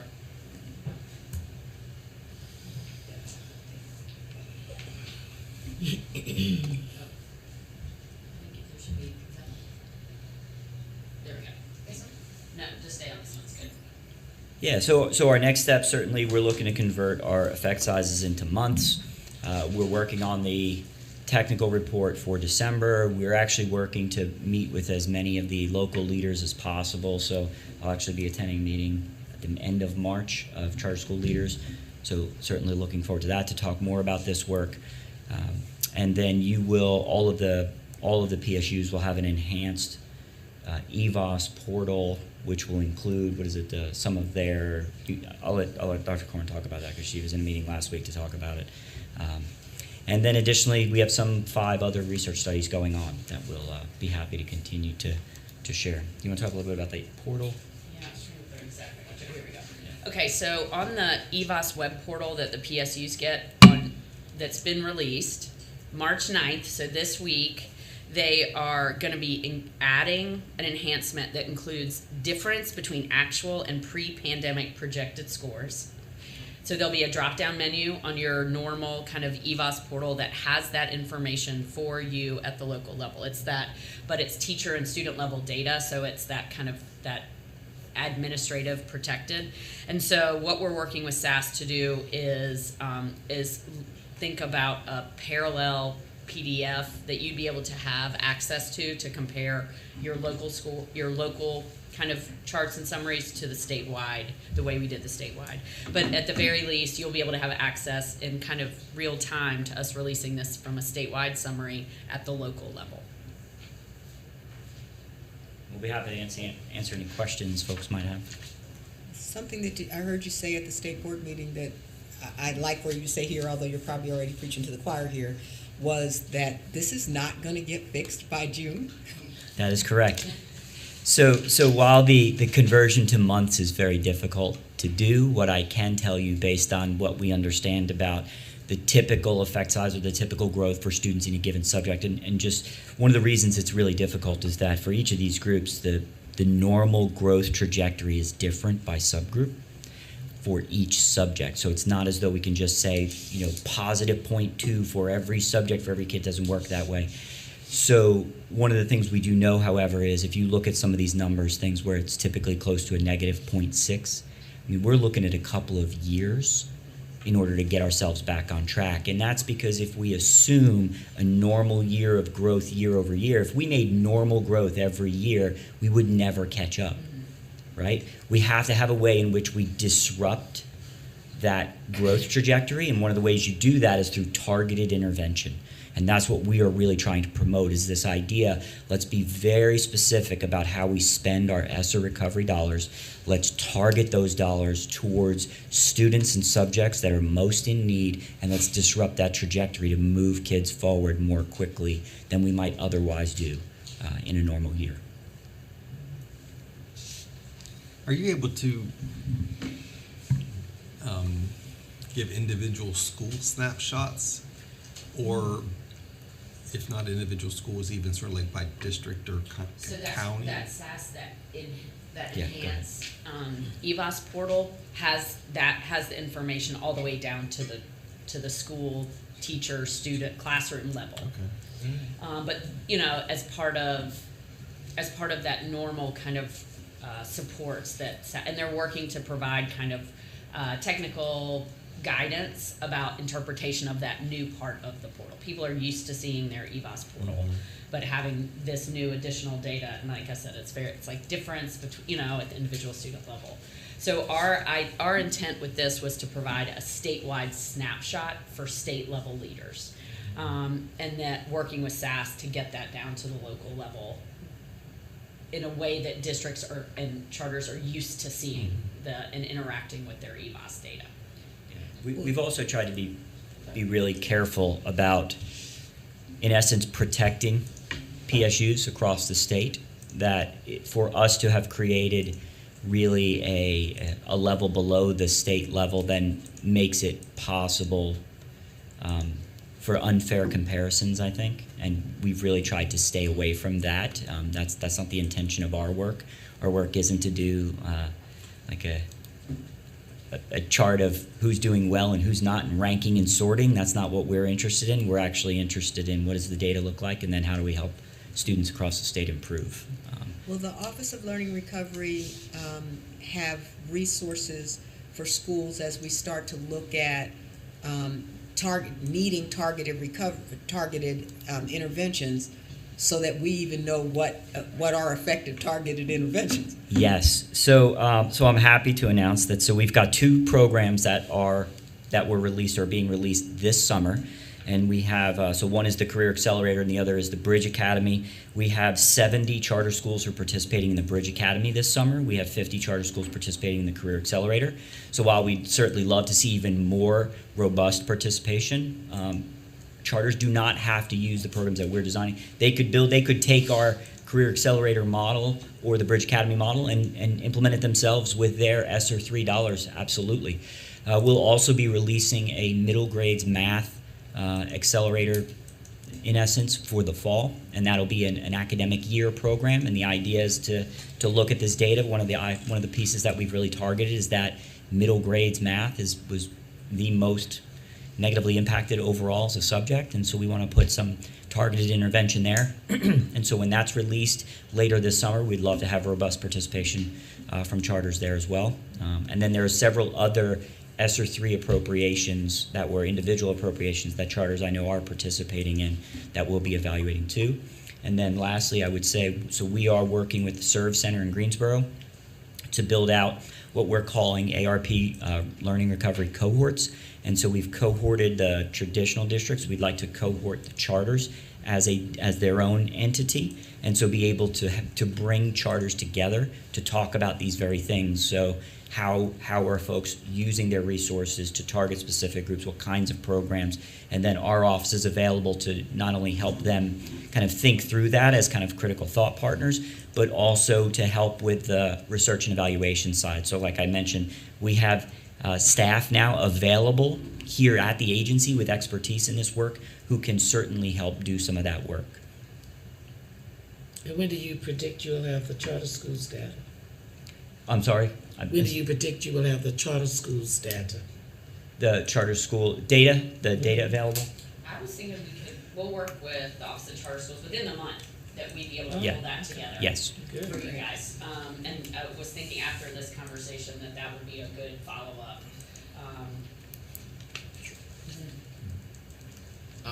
Great. Looking at the economically disadvantaged data, are there concerns that because of identification issues that there's a wider spread or a bigger disparity than is indicated? Potentially. I don't think that's that. I mean, it's hard to say. Meaning that more, That students are not participating in. Yeah, I mean, I would imagine creating your groups for some of the other data points you have, or there's no real margin for error, it's accurate, it's data. But with economically disadvantaged, we all know there's identification issues that go around the state, specifically in charter schools, so I wonder when that comes out, what that's gonna say. And looking at it, and again, I don't wanna take this as any type of criticism, but it doesn't pass what I've seen as kind of the smell test for the disparities. And I was wondering, and I may be incorrect in this, but I'm wondering if maybe the identification issues have led. For 2018 and 2020, or are you looking? No, it's just particularly at the current year. Well, And it's a federal designation, so they get flat, so you're right, if there are inaccuracies with those federal designations, it could be not telling the full picture. Yeah. But we base that flag on however they're identified in the system already. Where I think you're gonna see the disparity is in charter schools because of the number. We traditionally, we have so many schools don't participate in the National School Lunch Program, and traditionally have had a hard time accurately identifying. So I think what you're saying is you may have students in charter schools who are not being identified as economically disadvantaged, who are not going to be included in the charter school data set, perhaps. Right. And they've recently changed how they're defining at the federal level, not just participation in school. So we could definitely look into that. We certainly could have Kaylin as a question in partnership with the Office of Charter Schools about doing some checks from across the state. That's absolutely something we can partner with you guys on. To make sure that data is accurate. I think that's really important. Yeah, and I think the other piece of this that I also don't want to get lost, right? So this is one point of data, and we are very kind of clear about, we're going to make decisions based on the best available data that we have, but we don't want to make all our decisions based on one report, which is why we've got these other studies that are ongoing. They are a mix of qualitative and quantitative. Among the qualitative work, we just awarded 4 research grants to ECU, NC State, Chapel Hill, NC State in partnership with Duke, Chapel Hill, and UNC Greensboro. And they are doing qualitative reviews of learning recovery programs, really trying to capture student, parent, teacher voice. And so we'd love to have charter schools participate in those qualitative studies as well, because I think the more robust the work that we do, the better we'll all be. But I think that will also help us capture perhaps some of these pieces that are missing in the data set. Can I follow up with, I was wondering the math and reading points that have been made. if I'm correct, I think reading had the new test last year. Is that right? Wasn't that the first year, and then we got the results? For English October. 2, for sure. I don't know Oh, about, was it October. everybody or just English 2? English 2 was by itself, whenever it was. Yeah. Maybe I'm incorrect. But I guess I'm wondering, and this may be the reading teacher in me. I'm wondering when you look at, and you guys have basically said that Middle Ages math was a big focus point. I'm wondering that given the differences of those content areas, is that why the disparity is there? And then do you think that perhaps not making as big a deal in reading could have long-term impacts that maybe aren't showing up in the short term? Sure. So I think this is actually a great point you're making, right? One of the things I want us to bear in mind is we're investing $46 million into the science of reading. So we have a huge investment in the state now in thinking about how we prepare particularly early grades literacy. And so when we talk about targeting additional ESSER funding, we don't have any targeted interventions right now for math or science. And so we want to try to balance out what we've already done. So that's not to say that we think reading is not important or we shouldn't be focusing on it. Certainly we should, but bear in mind that as a state, we've invested $46 million. So as a specific charter school, if you say, well, my data says I've got huge problems in fourth grade literacy, absolutely invest your ESSER dollars there. I think the decisions about how to spend ESSER dollars are best made at the local level. We are not here to tell people how to spend their money. We're here to help them if they want our help in terms of looking at data and kind of justifying or identifying evidence-based practices. We're happy to do that work, but we're not going to tell people how to spend their money. And the only thing I would add specifically about those, the math and the is my work's been in like online learning, digital learning, and historically it is very difficult to help kids transition from like basic arithmetic into like algebra online, and especially to have to do it on like historically that's what the online learning is teaching kids, like math and science online has proven more difficult. And so the fact that the data kind of bears that out, especially because these teachers were not online learning teachers. They were classroom teachers that had to transition really quickly. And so I think trying to help accelerate and recover some of those like foundational middle grades math concepts is not surprising, right? Like that's something that I think a lot of math and science teachers are like, yes. And so I think to Michael's point, being really making sure this data is available at the local level, because really what you want to target to the kid. You want to target it with your, at the school and the classroom level, which we're reporting out statewide, making these kind of broad policy recommendations. But really what we're hoping is providing a resource at the local level to really drive that instruction all the way down to the kid. Yeah.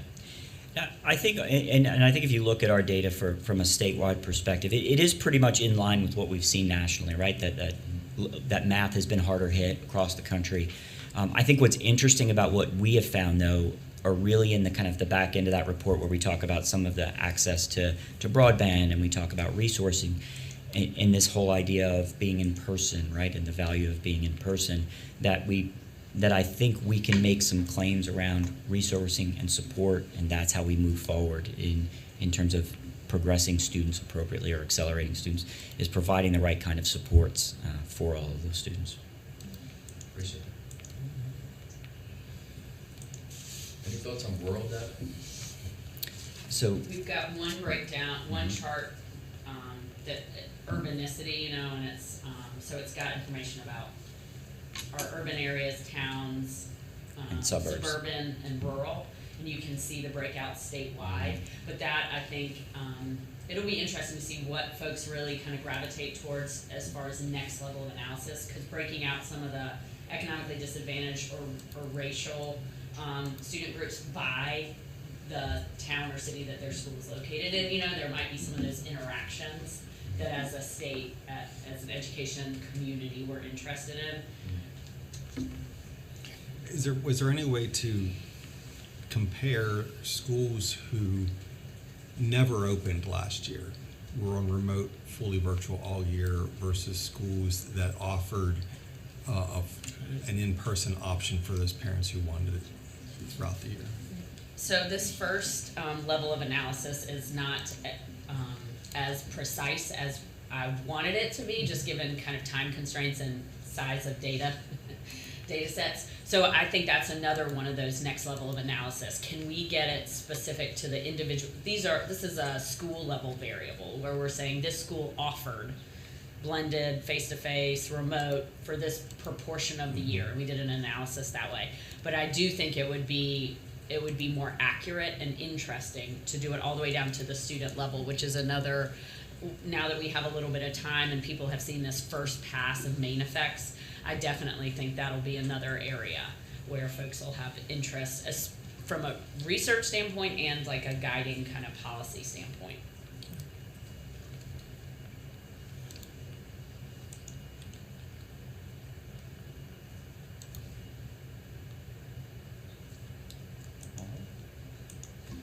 Thank you. Thank you all. Thank you, And guys. thank you for the questions. We appreciate the Yep. chance to be here and to talk about this work a little bit. All right, we ready to go for our first school presentation? We are? Yes. Quick break. Okay, we need to take a quick break. Oh, okay. Thanks. We're gonna take a 5-minute break.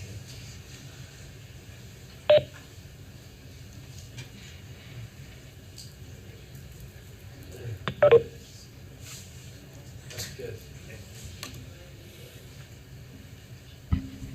these still on? We were gonna ask if learning loss is a social construct, but we don't want that to go on stop. I heard it once. I'm confused.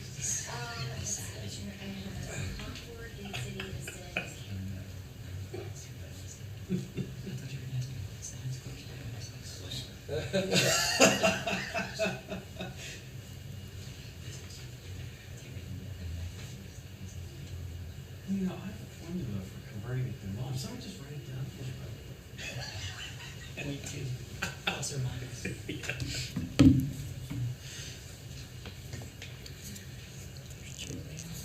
Her young.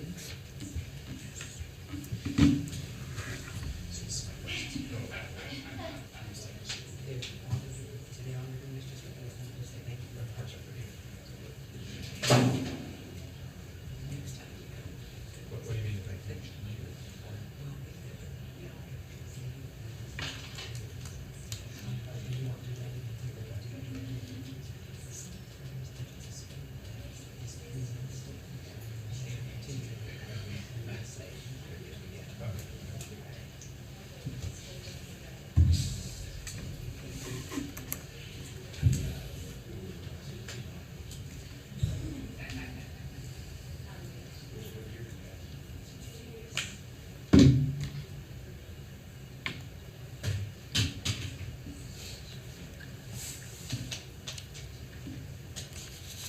Jamie, like that first one?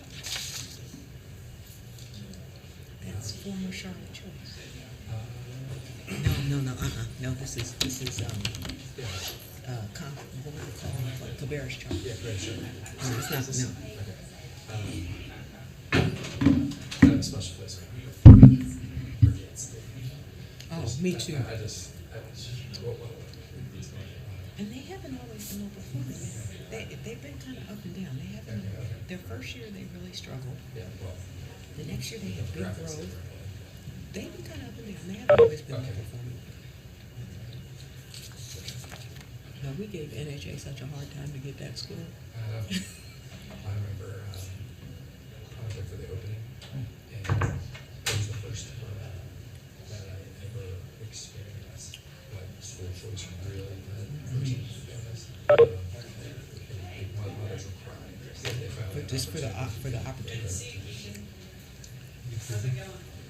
Good. And we gave NHA a hard time, and they went back and totally revamped, because they were trying to A lot of create ideas. the And we were saying, that's not gonna work. I'm just keeping my mouth shut until I feel like I have a And you better can't use idea that of what's same going model. on. And we didn't approve it the first year. They came back, they had added support people, they had really done some research and We're figured out definitely what was gonna seeing work. on the ground exactly what they're talking about. That reading is not nearly as effective as math was. Almost all of them do, don't And they? as a Spanish teacher that teaches Yes. multiple levels of Spanish, I think most charters do. I think there's a big parallel to math there, where like the things that have to be taught sequentially are suffering far more than the things that can be taught out of order and pieces. So like history is not as effective, English is not as effective, Spanish, world language and math. Raleigh charter, Raleigh. Yeah, they're a little more loose. Most of the charters do require uniform. And what we're seeing is it's forcing teachers I'm good, how are to you? teach You too. off of their standards, because unless you have grade 7 standards, you can't teach the grade 8 standards for math. Concord STEAM Academy, are they here? Yeah. Okay. We're waiting for Ashley. She stepped in. Concord, she just said they're live.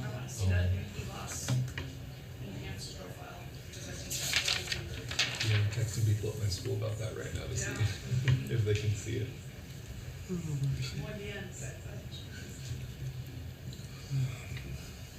What did you think, Cheryl, that the disadvantage? You want to say it on record?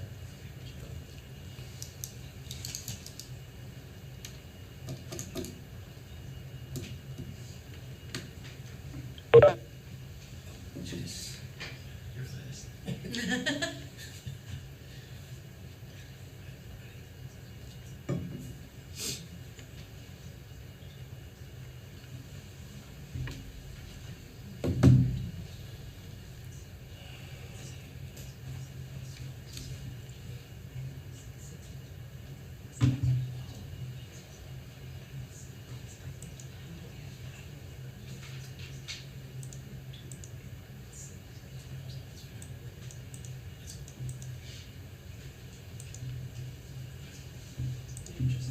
We're ready whenever you are, Ashley. Can we get live stream on? Live stream?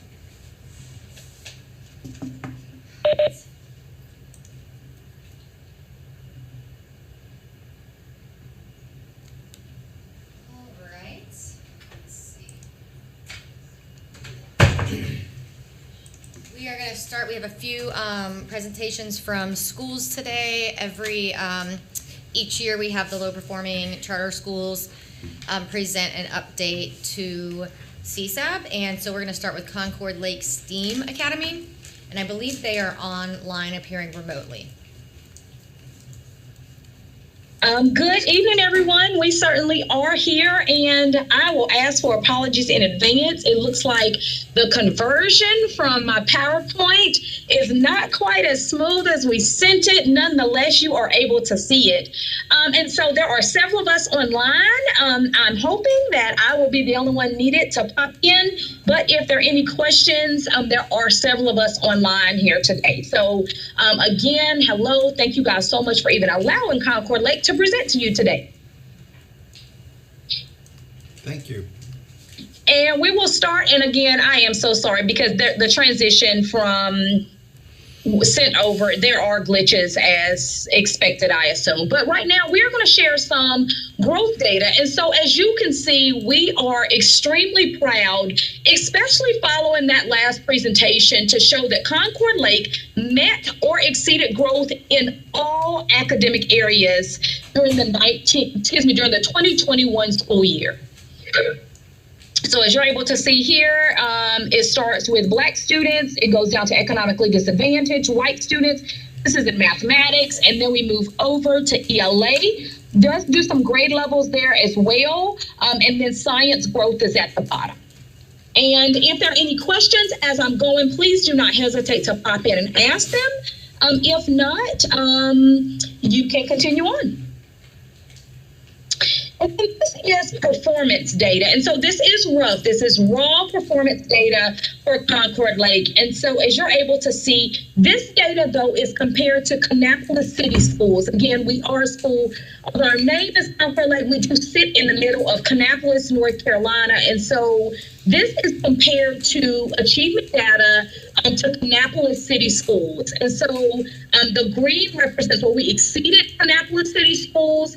If the color is blue, that means we exceeded the state and Kannapolis City Schools performance in that area. And so as you're able to see, it's also will be highlighted in some of our trends and areas of opportunity a little bit later. As you can see, 5th grade math, 8th grade math, and then 8th grade science are those areas where we were able to see where we needed a little bit more work. And just on the screen, the other thing we'll add for, if you could go back just one more, I apologize. For historical reference, I will share that our school's overall performance in the 16-17 school year was 47% proficiency. 17-18 was 54% proficiency. The 18-19 was 46. Again, there was no data provided for the 19-20 school year. In this school year, it is as close of an estimate as we could get. We probably would end up at about 45% proficiency. And so that shows the end of the 19 school year. Again, we didn't have it for 19-20, rough for 2021. Concord Lake is showing that we did not lose or gain in those areas as a school. So that is something that we're proud of, again, in reference to the prior data.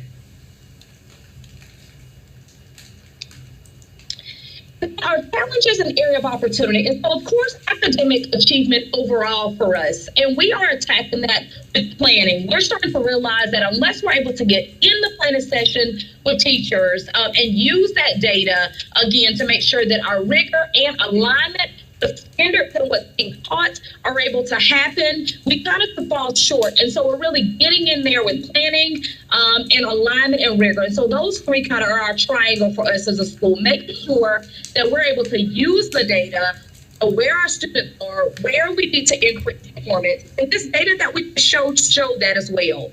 Again, we were a school, historical perspective, we changed our focus as a school.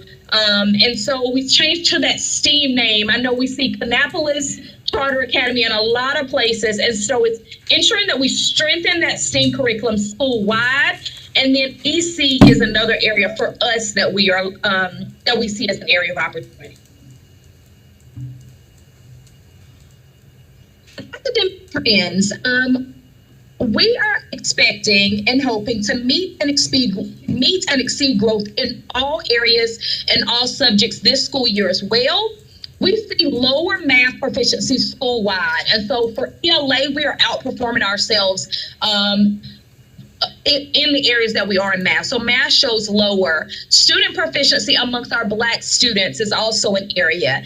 And in that previous screen, what you'll see is our 6th graders in a few areas, our prior 5th graders, our current 6th graders started a little lower than everyone else in our tested areas in our school. So 6th grade students as a whole, and then that slight drop that we saw in science is also an academic trend that we're seeing. And then our big concepts and academic or school goals, we are focusing on PLPs as well. And so not only for our teachers to know the expectations of the students, but for the students and their parents alike to know each individual student's learning goals for themselves. Math achievement, again, we're looking at table rotations, which is really also bringing in that STEAM focus for us as a school, doing hands-on math learning and ensuring that our students know the end goal and the end expectation. Again, we're proud here, increase enrollment. We have gone from about 360 some students, and this year we're sitting at about 550 students. And so in just 1 year, we had gained about 200 students. Meet growth again. We want to maintain or improve that school-wide goal of a peak. And that's because we know that if we're saying that we currently are sitting at about a 45% proficiency, we certainly want to be creating our SMART goals realistic. And we know that we can get to a C unless we hit 55% proficient. And so we want to be realistic in what that means. So we certainly do not want to go backwards, but we want to chomp away at that 55%. So continuously moving. And we know that's 10 percentage points going from 45 to 55, but we want to ensure that we keep that goal ahead of us. And then our areas of celebration, again, looking at that increase in enrollment for us is amazing. Our parental involvement is out of this world. There's not been an event that we have not had where there have been 150 plus people in attendance. And most of the time, that's 150 students plus their parents. Again, our growth data to meet and exceed growth in all areas and subjects. Teacher retention, we have had amazing teacher retention for our school, and we actually were awarded the highest teacher retention in Charter Schools USA. So out of all 90 plus schools in our network, we had the highest teacher retention. We have reinstated, thinking about social emotional also, clubs and academics and athletics, for our students also has been put back into place. And we are a school where our culture is more like a family with teacher involvement, parent, student, and staff survey results. And ensuring that we're using all of the data, not just our academic data, but also our parent, student, and staff survey data to continue to move Concord Lake in the correct direction. And then also I heard it, and so I will put it out there. We are excited to see these new EVOSH results so that they can continue to help us drive not only higher level academics, but also to get down really on that level, that lower level for our. And so we will pause and ask if there are any questions. I know I went through pretty fast, but I know you guys have been seated. And we are just proud of what's going on here. We know we are not where we want to be. Well, we certainly are not where we were about 2 years ago today. Thank you. Any questions? Anybody have any questions? Thank you very much for your report. Yes, ma'am. Thank you.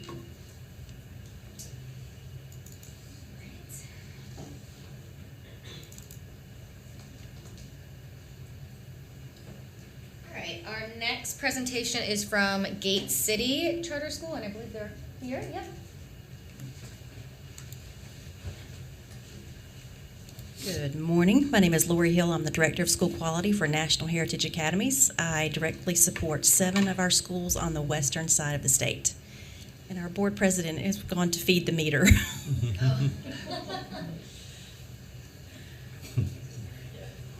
Hey, my name is Natasha Robertson. I'm principal at Gate City Charter Academy. I'm excited to share a little bit with you an update of what we've been able to do and excited to be here. Our mission is that high standards and quality instruction support a learning environment where achievement thrives and where students are instilled to a commitment to excellence and student responsibility. That's a part of our day-to-day. We meet for morning assemblies and we share that, and that's just a great little launch into sharing some details with you. So I'm going to go right into our demographic slide. We broke ground in 2015, and our first year of operation was 2016 to 2017. We currently serve over 670 students and are really proud of that enrollment. I'll talk to you a little bit more about it as we go.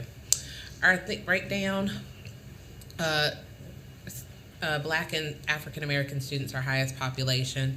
Our second highest population that we serve our Hispanic population. And then for our free and reduced lunch students, combined with our free and reduced, we're about 70% free and reduced total. And for IEP students that are served under IEP, 11% of our students are served under an IEP, and about 11-12% are English language learners. The next bit of information I wanted to share with you, this is a graph just kind of looking at our overall data and performance. We've got 3 years of school year data, and you can see there's a mixed bag. We've had mixed results over time. This outlines our letter grade, our growth metrics, and then our detailed performance. And so prior to COVID-19, we saw gains from the 16-17 and 18-19 school year increasing in math proficiency and in reading proficiency. And then for the 18-19 school year, 19-20 school year, we saw increases in science proficiency. And so in that table, it kind of unpacks for you again that mixed bag, and we're not quite where we want to be, but we're definitely making some gains overall. And you can look at the 2021 school year and see where there was a real impact on COVID on our overall student performance and proficiency school-wide. So digging in a little bit more around those academic data, and those trends, just digging a little bit deeper, what you can see here is that although we've definitely got room for growth, there's a comparison model in the top left corner, and that chart unpacks that compared to closest schools that we were increased in proficiency compared to those schools that are closest to us. And so still pushing to be the best school supporting our students and families within our community. In the top right hand graph, you can see there where our students that are that third grade year of students who need to meet the read to achieve benchmark, we're falling right in line with local and state comparisons there. And then lastly, that graph down at the bottom indicates that although our goal over time has been to continue to close the gap year over year. And so it's a comparison to Gate City, to our local and our state. And in regards to math, that gap widened based on that overall year over year data. But for reading and for science, we saw that gap begin to close by a couple percentage points, and quite a few for science in particular. We know that math is an opportunity for growth for Gate City. That's been a ton of conversation around what we can do to support the growth there for our students. Our current academic goals for this current school year, there were 4 goals going into this year that we wanted to prioritize and make sure we're at the forefront. Number 1, returning to pre-pandemic proficiency. We were at a 51 the year before the pandemic composite score, and we want to meet our growth and exceed our growth in that, and also maintain. We want to continue to at least return to that pre-pandemic proficiency. The second piece is just providing that intense intervention and support on a weekly basis, pulling small groups, talking with teachers about PLCs, looking at individual students and determining next steps and how we're growing our scholars. The third goal was strengthening that partnership with our curriculum and instruction team to improve core instruction. Super thankful for the partnership that I have with, that GATE has with NHA. We've got qualified specialists that support with EL learners, special education, math, reading, science and social studies, who are partnering with our classroom teachers and our leadership team to come to the school on a monthly basis to do observations, visits, and provide feedback and support to really grow and develop our capacity. And then lastly, addressing the social emotional needs of our students. We know that the pandemic has had an impact on everyone, especially our scholars, and so this year we implemented a program called the Zones of Regulation to support our students with being able to manage their emotions, using the tools in place to help them, and also pairing some of our highest need students with a mentor in the building that could support them. Our growth opportunities, there's not a list long enough, right? There's so many there's room to grow, but a couple of things that have been growth opportunities and challenges is just staffing our middle school with certified teachers. This year, we've utilized subs and also utilized paraprofessional staff to help in that capacity. The pandemic has been a challenge for us. 40% of our students remained virtual all year last year, and so for 40% of our students, meant for them this is the first year that they're back in person. The performance of our EL students and students with disabilities is not where we'd like it to be. We want to continue to see gains with our EL students and students with disabilities and putting forth additional resources to help and support those subgroups. Ensuring effective instruction daily, just while navigating COVID. And so as we're on the other side of this, I think in this school year, at the very beginning of the year, quarantines and students or teachers being out for 10-day stretches really had an impact on some of the challenges that we experienced in this year. Supporting our social emotional learning needs of both the students and staff and finding a balance in that. has been a challenge. And then just recruiting and retaining our hourly intervention staff. Across the country, there's a shortage. And so we're also feeling that and trying to maintain a solid staff to support our students. And then just the growing pains. We're a young school. We're 6 years old this year, and we know that stabilization is the key. We keep our teachers, we keep our staff, we build their capacity, and in turn, our families stay too. And so those have just been some of the challenges and growth opportunities that we still have. Celebrations, there's a ton to celebrate. I'm so proud of the work that we're doing. I'm so proud to be a part of this work. Our enrollment continues to grow. We've got over 1,000 applications for the upcoming school year. Our applications are up year to date compared to last year. Our students are participating in early college programs. Many of our students leave us and are able to participate in A&T's early college program, UNCG's early program, as well as Bennett's early program and some secondary learning programs. We offer Math 1 and Spanish 1 to our students for that high school credit. And then we've got many community partnerships that we're really proud of, where they're partnerships that come into our school. Our chronic absenteeism is lower than our counties, and so just continuing to incentivize and make school exciting and fun for students has been important to us over the past year, and getting students back into the groove of being in person and enjoying that learning. And then we offer one-to-one devices. We knew that going into this year that we needed to be creative about how we were helping close the gap, and so NHA has provided a one device program, and there are 2 digital tools for reading and math that our students have access to during the school day and outside of the school day. And lastly, our teacher turnover has decreased. We know we can't do our work without teachers, and so stabilization has been the priority, and just maintaining a stable environment to keep our students and keep our families. I appreciate you all giving me some time to share a little bit with you about Gate City. Any questions for me?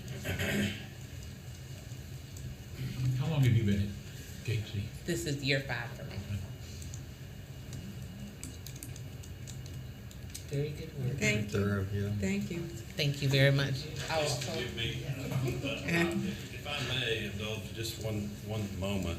My name is Jeff Phillips. I've had a little parking issue on the time deadline, so I sprinted down expecting to be back, and I might forgive me for not making it in time, but I just wanted to introduce myself. Thank you for your support. We're so incredibly proud of Dr. Robertson and her team, and for the incredible work that they do. We recognize the challenges that we face and that we have lived through, certainly, and will continue to live through and face in the future months and years ahead. But we're never more dedicated and committed. And I wanted to send that a message from our board. And again, thank NHA for their partnership as well. So again, thanks for the time. My apologies for missing out on the front end, but appreciate the good work y'all are doing. Thank you. Thank you.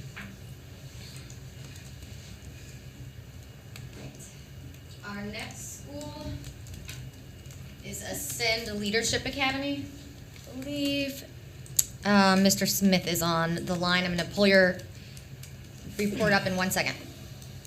Great, thank you.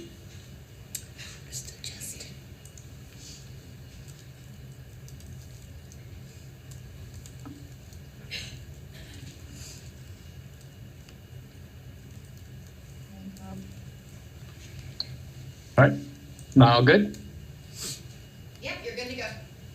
All right, thank you. And good morning, Advisory Board. My name is Justin Smith. I'm the Managing Director here at Ascend Leadership Academy, and I bring you greetings from Sanford, North Carolina, here in Lee County. And we're excited for the opportunity here, and speaking obviously on behalf of our Board of Directors, but also our administrative staff.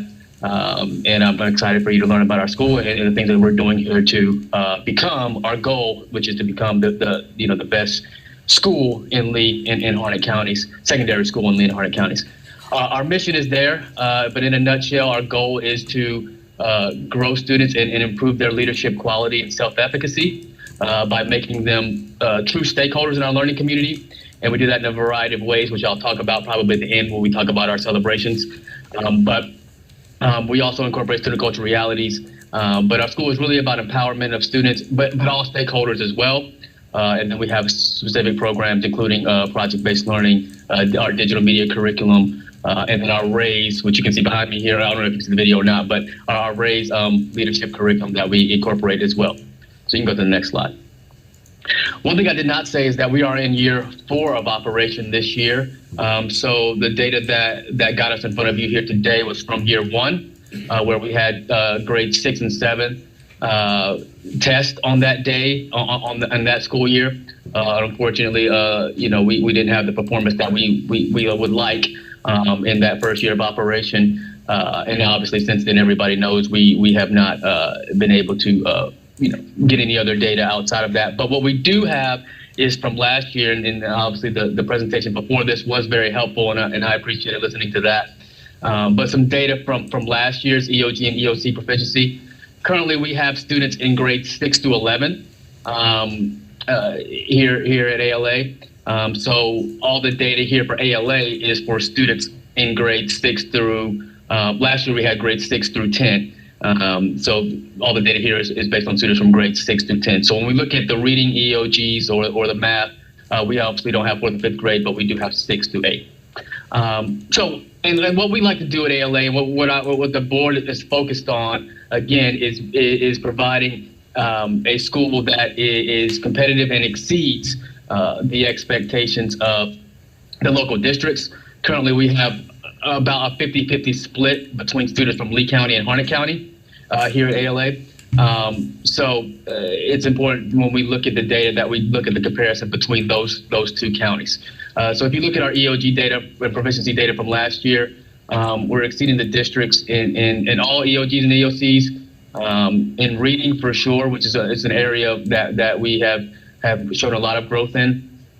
And then math is by 1%, but math is an area of challenge for us, as it sounds like some of the other schools as well. And you can see how we and then math 1 is an area of focus as well, where we did not. That is the only area, if I'm not mistaken, that we did not exceed the district in proficiency data.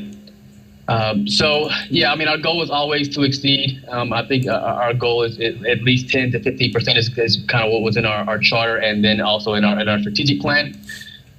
So that's where we are with proficiency data in comparison to Lee and Harnett counties. And then another important note to remember is that we are receiving students in 6th grade.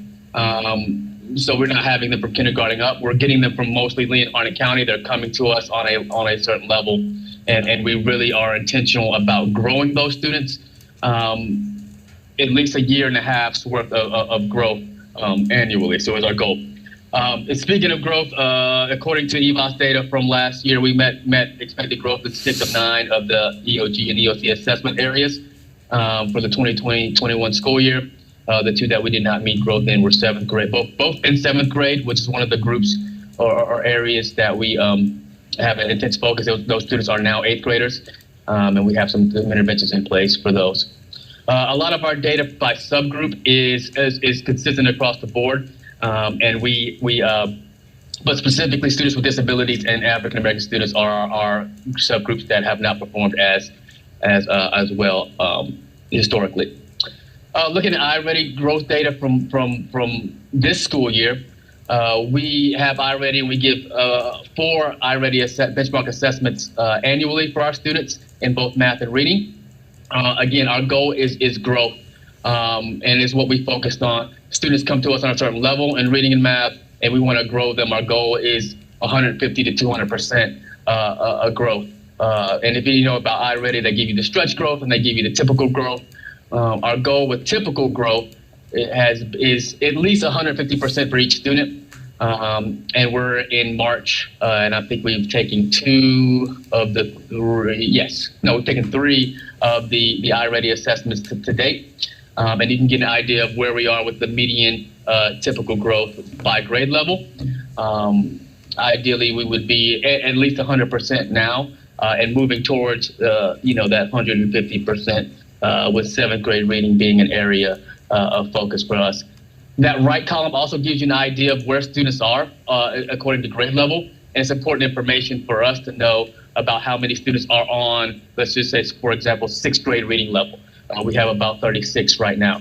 Our goal is to obviously get those students on to grade level by the end of the school year, but some of them are coming to us at a certain level that we're trying to at least get them up to grade levels or 1.5 grade levels by the end of the school year is always our growth, is always our goal. So our focus is always on growth, and we're looking positively at growth from the beginning of the school year with that initial assessment toward the most recent iReady assessment that we had, I believe, in February last month.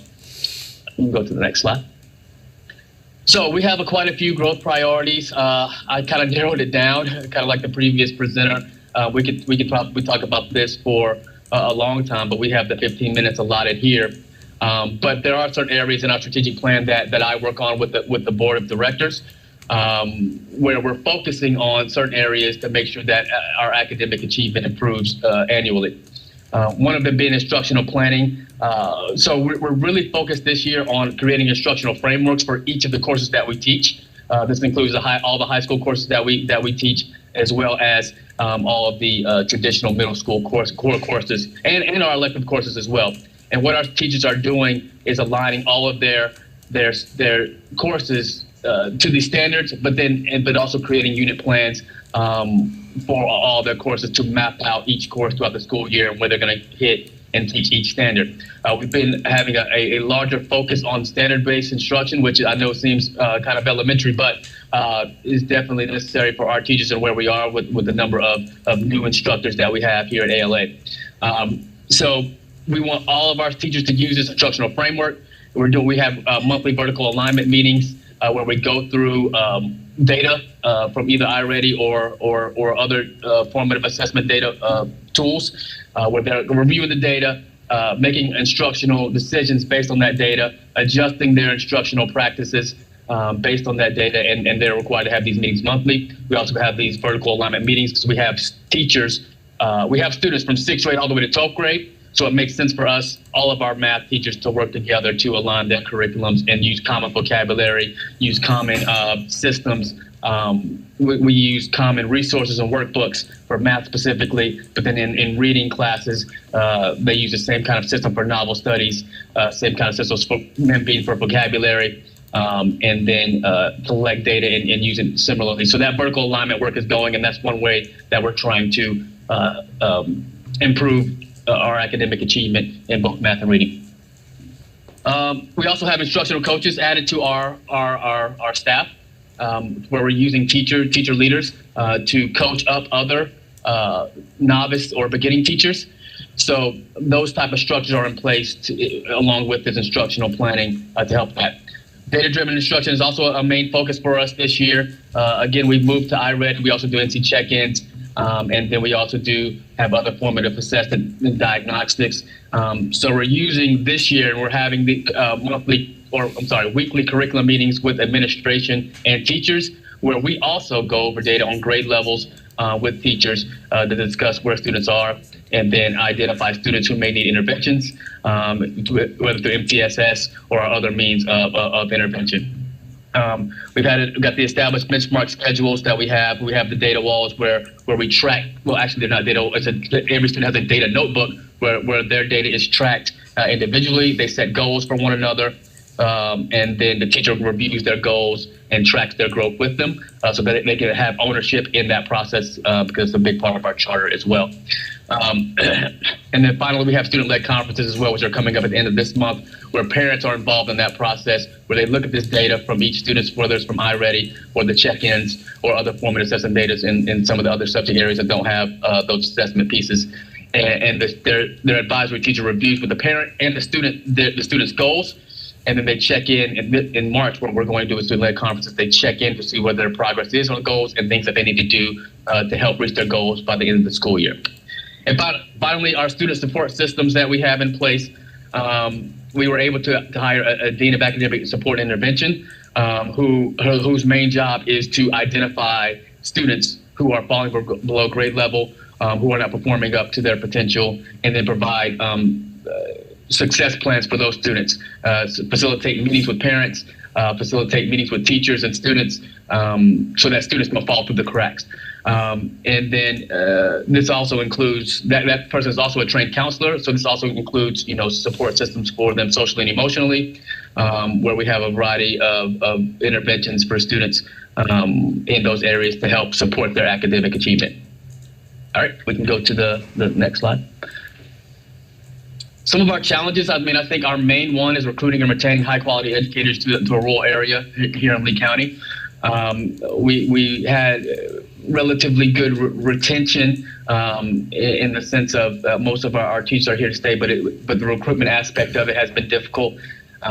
We have a lot of beginning teachers. We get a lot of teachers from the college and college programs around the area, specifically Campbell, Elon, and we have a lot of beginning teachers. I believe we have 12 out of our 37 teachers are in the beginning teacher program. Which is great, but coaching those teachers up, getting them, those of us who have been beginning teachers before coming in, and most of our beginning teachers are in these tested areas. We have some in math specifically, which is an area of difficulty for us to recruit teachers in, and then in humanities as well, which is our language arts class. And then learning loss from COVID-19. I think we've talked about it a lot in this section already. But we had students, in and out of the building last year. We were fortunate to be able to bring them back in October on a blended model, and then in March, about 50% of our students came back 5 days a week. I think it's been documented of that loss. So we're trying to get that growth back and return students to their grade level that they're supposed to be on and make those growth strides. And then lastly, I think the biggest one for us is our social and emotional welfare of our students.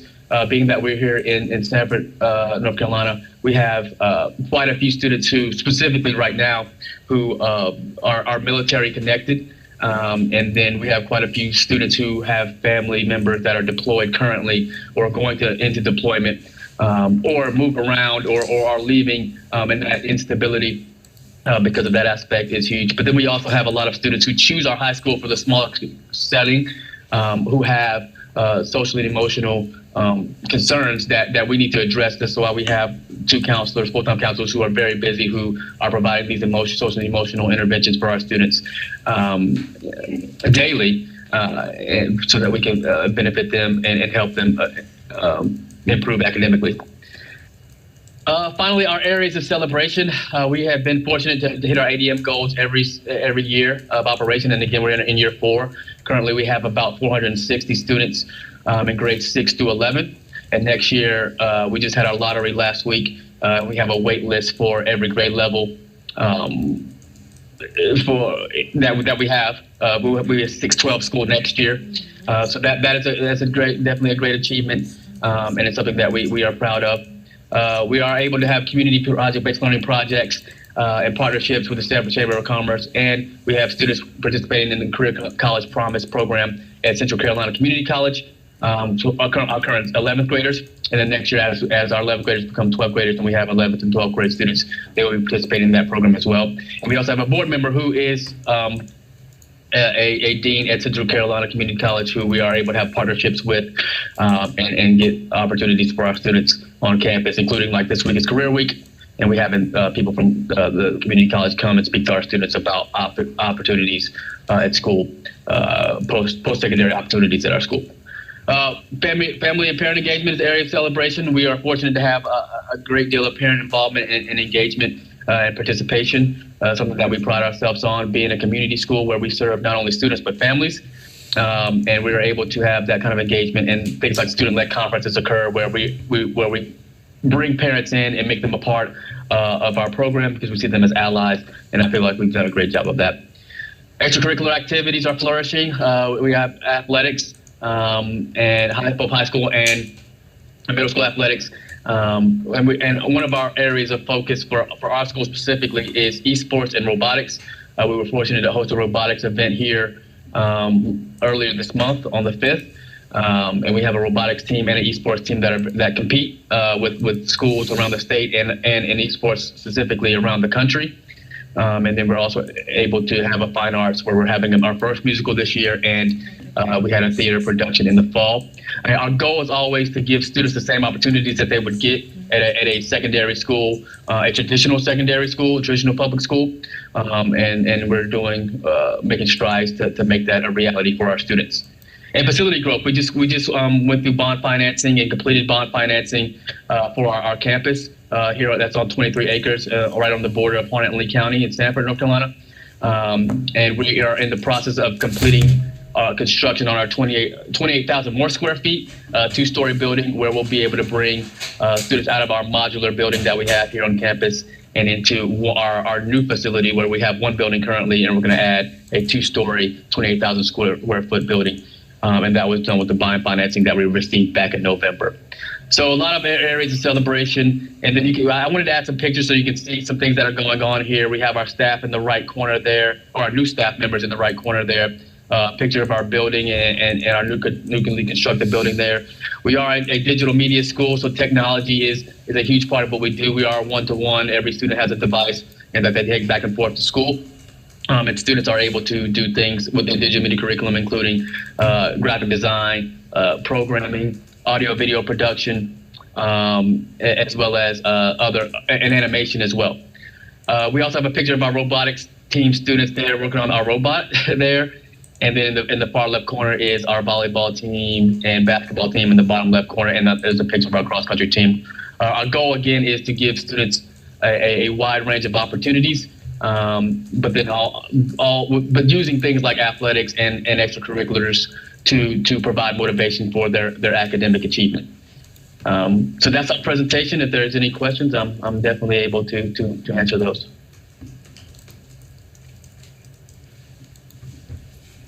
Any questions for? Yeah, very thorough presentation. Yeah. Thank you. I appreciate it. All right. Thank you, Mr. Smith. All right, our next presentation is from KIP. So we have Mr. St. Singh is here. I think you guys remember him from when they came before you to request the merger. Were you here in person for that? I was not. Okay, I just thought you were. So he's going to present on Charlotte and Halifax. Charlotte and Halifax are the two KIP low-performing schools, but I think he's going to give us an update on KIP in general on the 4 schools. Good morning, everybody. I think it's still morning. It's good to see all y'all actually in person. I was saying to Dave earlier, I don't think I've ever met the man in person, so it's really good to see y'all, and I appreciate the time that you've given me this morning. Like Ashley said, I'm going to present on KIP Halifax and KIP Charlotte, the 2 of the 4 charters that are considered low performing, but I am bringing to you greetings from the families and the students of KIP Gaston, and I'm bringing you greetings and hellos this morning from the families of KIP Durham as well.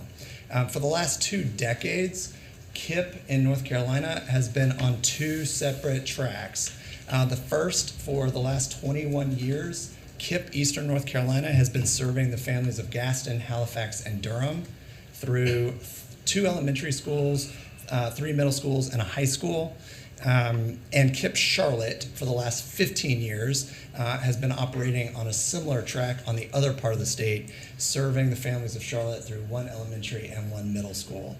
On July 1st of 2021, we combined both of those tracks into one. We merged KIP ENC with KIP Charlotte into KIP North Carolina. And this morning, I am coming to you representing about 3,200 students across all of KIP North Carolina. They represent kindergarten through 12th grade in Charlotte, Durham, Gaston, and Halifax. We are serving some of the most vulnerable populations in the state of North Carolina, and we are one of only a few of charters in the state to actually be serving a rural and urban population, about half urban, half rural, together at scale. This merger was incredibly important to us because we know that the 4 charters that we have through the state are nowhere close to being where we know they need to be and where we know our schools can serve. And while I'm representing to you today 2 of those 4, we have put ourselves on a journey to have those 4 charters be some of the strongest performing schools in the state over the course of the next 5 to 10 years. We have put ourselves on a 5 to 10 year strategic journey, and I'm coming to you saying, hey, here are the last 8 months of that strategic journey that started on July 1st of 2021. Back on July 1st of 2021, we created together across these 4 charters in the state a strategic plan for 5 to 10 years. COVID did not create the gaps in achievement that we have seen across these 4 charters for the better part of the last 20 years. It only shone a very bright light and exacerbated those issues.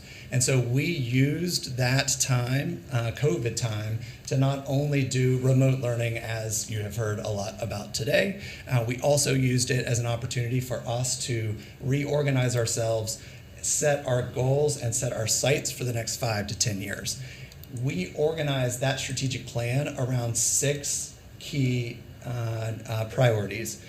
We wanted to, over the course of the next 5 to 10 years, create an organization and schools that were focused on liberation and anti-racism. We are coming to you today with the second priority of all things academics. How do we go about raising the floor and blowing up the ceiling? We are coming to you today with a third priority of all things talent. How do we begin to attract to these 4 charters some of the strongest academic talent in the state and across the entire Eastern Seaboard? We also are wanting to figure out a way to strengthen our services to our alumni. We are graduating over the last 21 years, have been graduating close to about 2,000 alums over the arc of our 4 charters, and we want to figure out, once they leave our halls, how best to support them in their college and career journeys. We're also trying to figure out how we can actually take our limited resources once our ESSER money is run out in 2024. How are we going to create a sustainable organization that will last for another 20, 25, 30 years on down the road? And our 6th strategic priority was for us to identify ways for us to engage our community and our families in deep, meaningful ways, in ways that we may not have been doing for the better part of the last 20 years. Again, this is the journey that we're going to be on for the next few years. You're the first 8 months of where we are in that journey. For the all things strategic priority number 1 for creating liberatory environments for kids and for staff, we recruited an entirely new state governing board. 2/3 of those individuals identify as individuals of color, and that includes a former parent and a KIPP Pride High alumnus. We partnered with a national organization called Lead for Liberation that is doing all sorts of strategic planning with us about how to go and create liberatory environments in schools and environments where students and staff feel a sense of true belonging. We conducted a compensation study over the better part of the last 8 months of all of our organizations to see how they were pegged to our individual districts in the neighborhood, and we are proudly in the 22-23 school year going to be raising all of our salaries across all 4 of our charters pegged to the CMS salary scale. We also, over the last 8 months, recruited and trained up a regional support team. There is 1 regional support member for every single school-based position in these 4 charters, providing a ton of back office services and management support to school leaders and directors of school operations. Around all things academics, for our strategic priority of academics. We've broken them up for you this morning so you can see the number of priorities that we have underneath the academics approach. The first is we did a deep dive into all of our curricula. And for this school year, we have adopted a new K-4 foundation literacy skills curricula that we have been implementing for the last 8 months. When you take a look at all things science of reading and you look at Scarborough's reading rope, we have focused primarily for the next year or two on the foundational literacy skills component of the rope. And starting in 23-24, we will also be integrating new reading comprehension programs for all of our students K-8. The individual who wrote the curricula for K-4, she is coming to all of our schools once quarterly to do walkthroughs with all of our principals, all of our coaches, and all of our teachers to make sure that we are faithfully implementing that foundational literacy skills curricula well. We also adopted an entirely new foundational literacy skills curricula for 5-8. What we were noticing is that without a strong base K-4, we were graduating students into our middle schools without a strong foundational skills base. Not only that, we were bringing in all of our new students in 5th, 6th, 7th, and 8th grades, some of whom are coming in 4, 5, 6 grade levels behind where they need to be in reading. And so we have dedicated an hour block every single day with a new 5 through 8 foundational literacy skills curricula so that we will begin to remediate the gaps that we have seen for the last several years, but certainly over the last 2 years with COVID. We also adopted a brand new K-2 phonemic awareness program that is complementing that foundational literacy skills program that we've adopted K-4. So 15-minute block every single day. We are doing whole group phonemic awareness with our K to 2nd graders. We also, over COVID, adopted a new K-8 math curriculum. This is our first year of implementing it in person. It is allowing us to create small differentiated groups of math where half of the group is with a teacher and the other half is doing their independent practice on their digital lesson. We have also invested a great deal in the training of every single person in our building. We have enrolled every single one of our principals in the Relay Graduate School of Education's National Principal Training Program.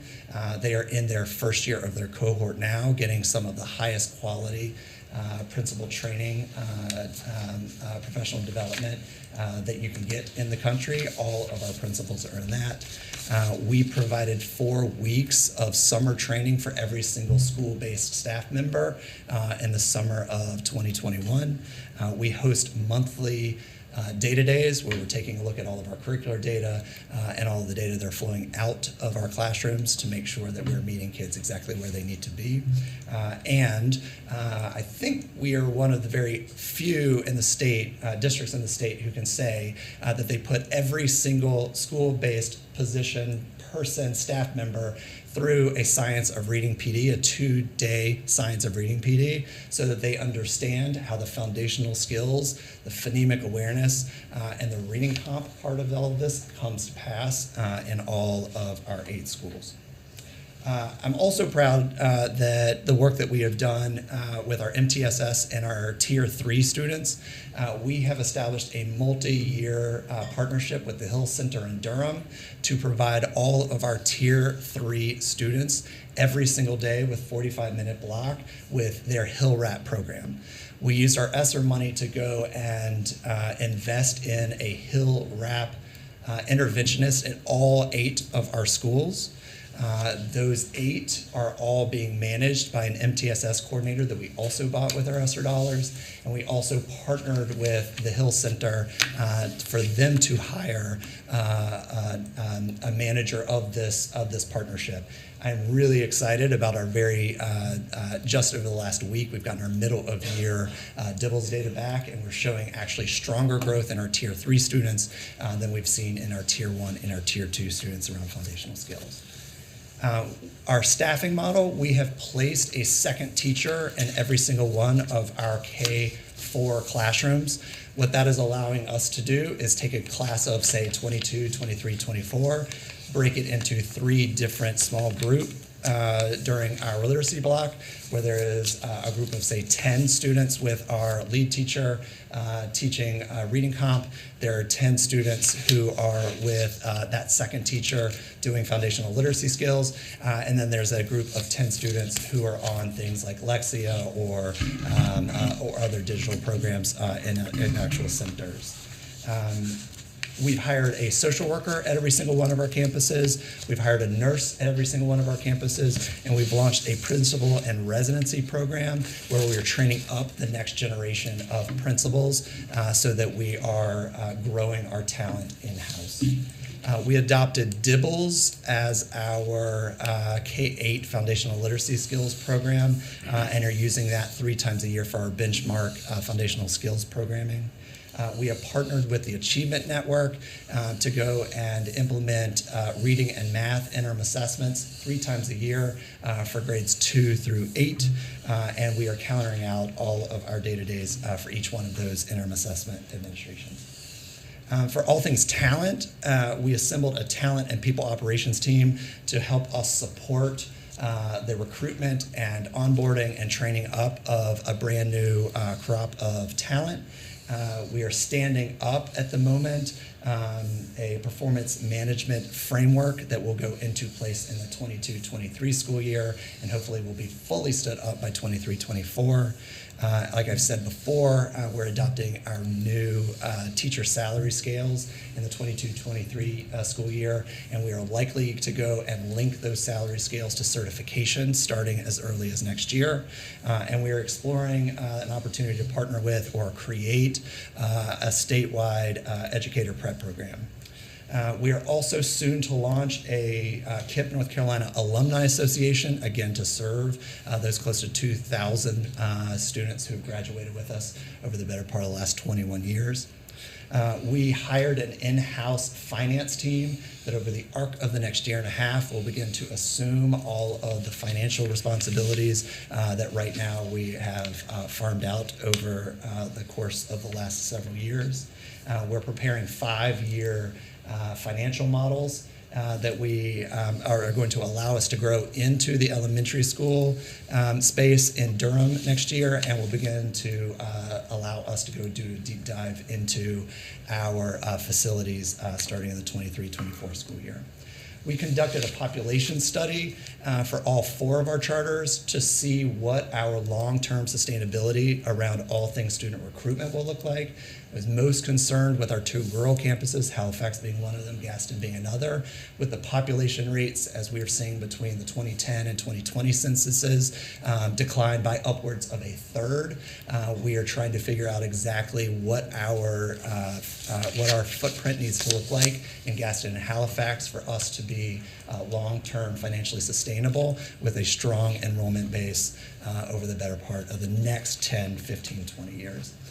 We are right now conducting a very thorough transportation audit to see whether or not we are spending our transportation dollars thoughtfully. We have about a $3.6 million transportation budget across all 4 of our charters, and we need to make sure that we're using those funds properly. And we have launched, as of this year, a brand new RFP for all things school nutrition in partnership with an external school provider on all 4 of our charters. Last but not least, we have co-created a new mission statement and are right now working with families on creating all things value statements and value propositions for the state of North Carolina for our 4 charters. And we are preparing over the course of the next 2, 3, 4 years for us to begin mobilizing families for them to become a greater and greater political advocacy footprint, have a greater advocacy footprint here in Raleigh, for them to begin to help advocating for reform on issues that are important to our long-term viability. Those are the 6 strategic priorities that we are working on right now. It's where I've lost half a head of hair with those 6 strategic priorities for the better part of the last year and a half. And I'm grateful for y'all's support and your attention this morning. Happy to answer any questions that you might have. Very thorough report. Thank you. How are you paying for all this? Is it a combination of ESSER funds and obviously state funds, but I mean, there's a lot of initiatives here. I'm very impressed with Yeah. the direction you've ever taken. Just how are you paying for it all? I appreciate it. Esther's helping out a great deal. I also share, we're all family here, and I think I'm being recorded too, but we withdrew from the state pension program in 2 of our places, and that is helping us redistribute funding in a fairly major way. But Esther is helping out a lot. Private philanthropy, we've increased philanthropy from about $30,000 that we raised 2 years ago to upwards about 1.3 this year. So we're moving pretty hard. Well, good job. Keep it up. I appreciate that. What programs are you using for science and reading? We're using a program from the LIT group. It is run by a number of folks from Uncommon Schools who have gotten together to actually figure out a balance between science of reading and equity. What I have noticed in the space is that there is a lot of science of reading that doesn't focus on how best to deliver the science of reading and all of its components to vulnerable populations. And so we chose the LIT group that does have about 1/3 of its science of reading that's focused on through an equity lens and how best to deliver to vulnerable populations. We're doing all sorts of working groups to evaluate every single component of it through that equity lens and through science of reading. What we originally thought was we would go institute a new reading comp program next year. It's too much adult change. It's too much going on. So we're actually going to go get our sea legs about us through our foundational literacy skills program that we adopted this year, plus our phonemic awareness for yet another year. Launch working groups next school year to go evaluate reading comp and adopt something in 23-24.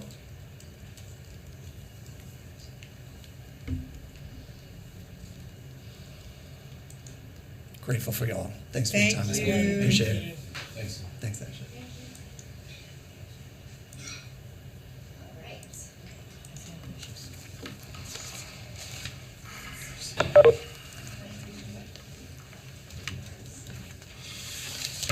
All right, we are going to introduce some students, and Joy Warner is here from Community School of Davidson. They are going to present to us about building student leadership capacity.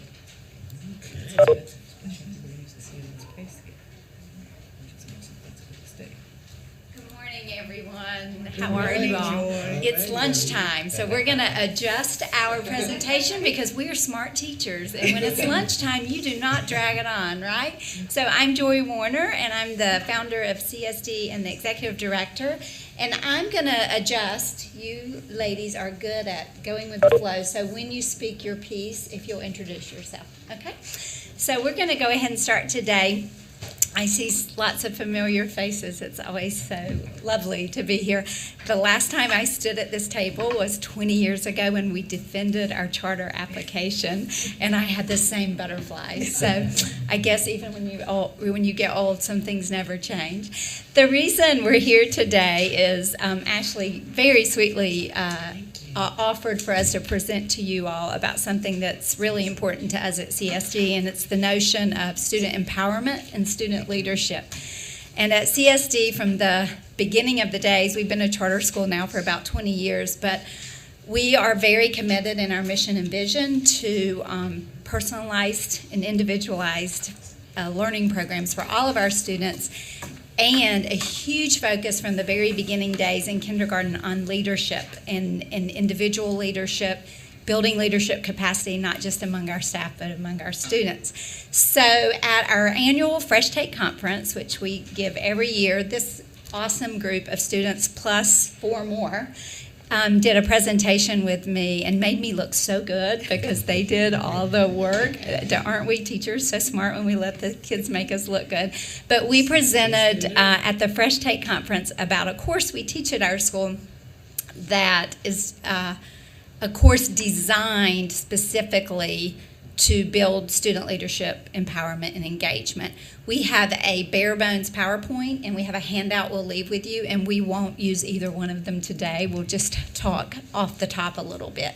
So I'm going to give you the intro and set the context, and then I think I'll just let each of these young folks speak about a component of the course that particularly spoke to them. and they're awesome storytellers. So, the course that we presented about is called the CSD Student Leadership Seminar course, and it's a high school course that is a multi-age course taught by me. Truth Talk, about 6 years ago, I piloted this course with about 3 or 4 students. That's how a lot of our high school electives come to be at CSD. We pilot them with a few students who say, they come to that registration meeting and they say, there's nothing here I want to take for my elective. And we say, well, what is it you want to take, sweetie? Let's build it. So about 6 years ago, I piloted this course with a small number of students for 2 reasons. One, because I'd had some conversations with students about how I noticed at our school that even though we prize, nurture, develop student leadership, I didn't always see our students using the power that they have in our school. And I didn't understand why, because we'd been building that since kindergarten.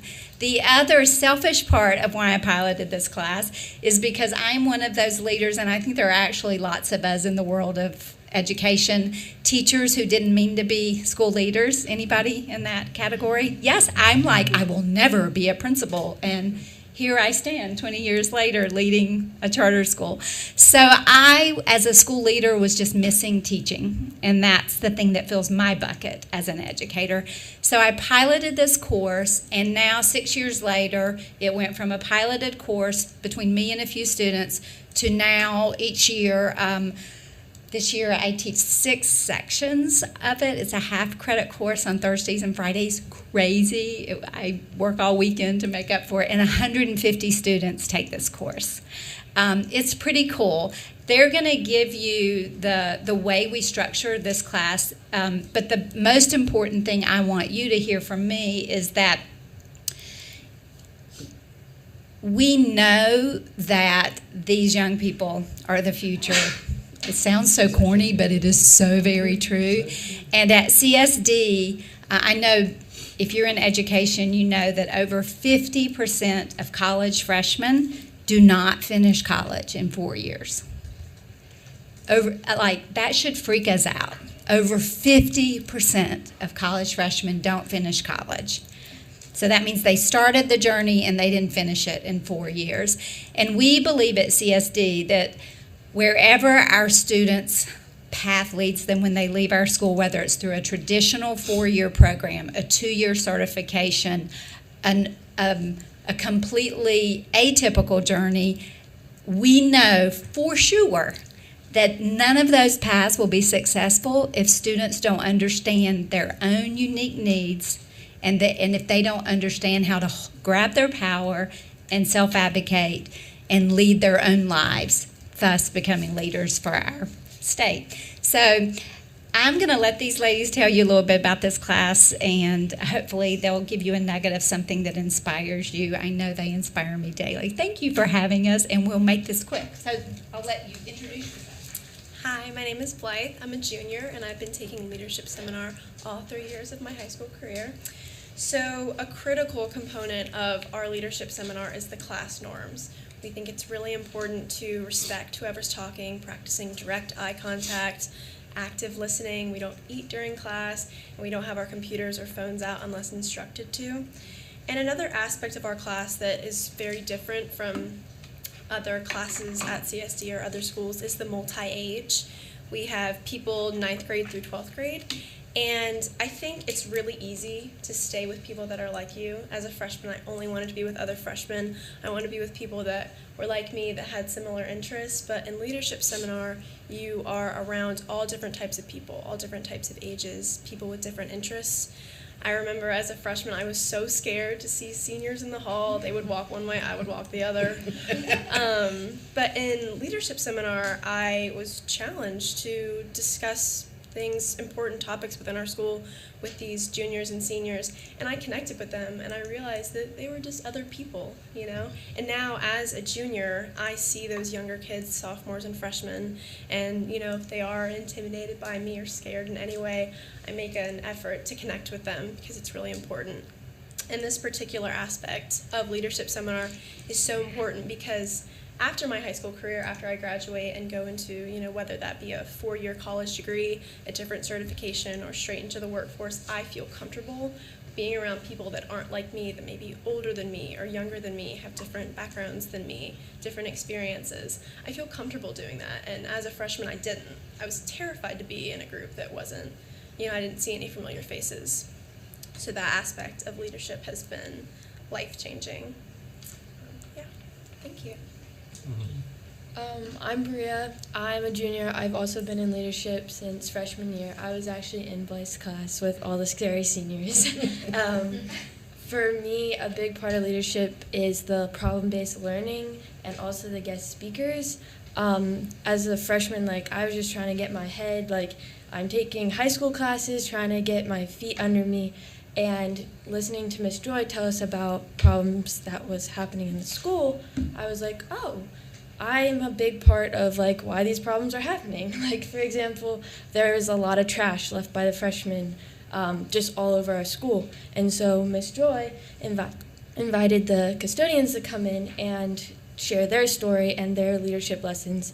And I became friends with them. I still talk to them.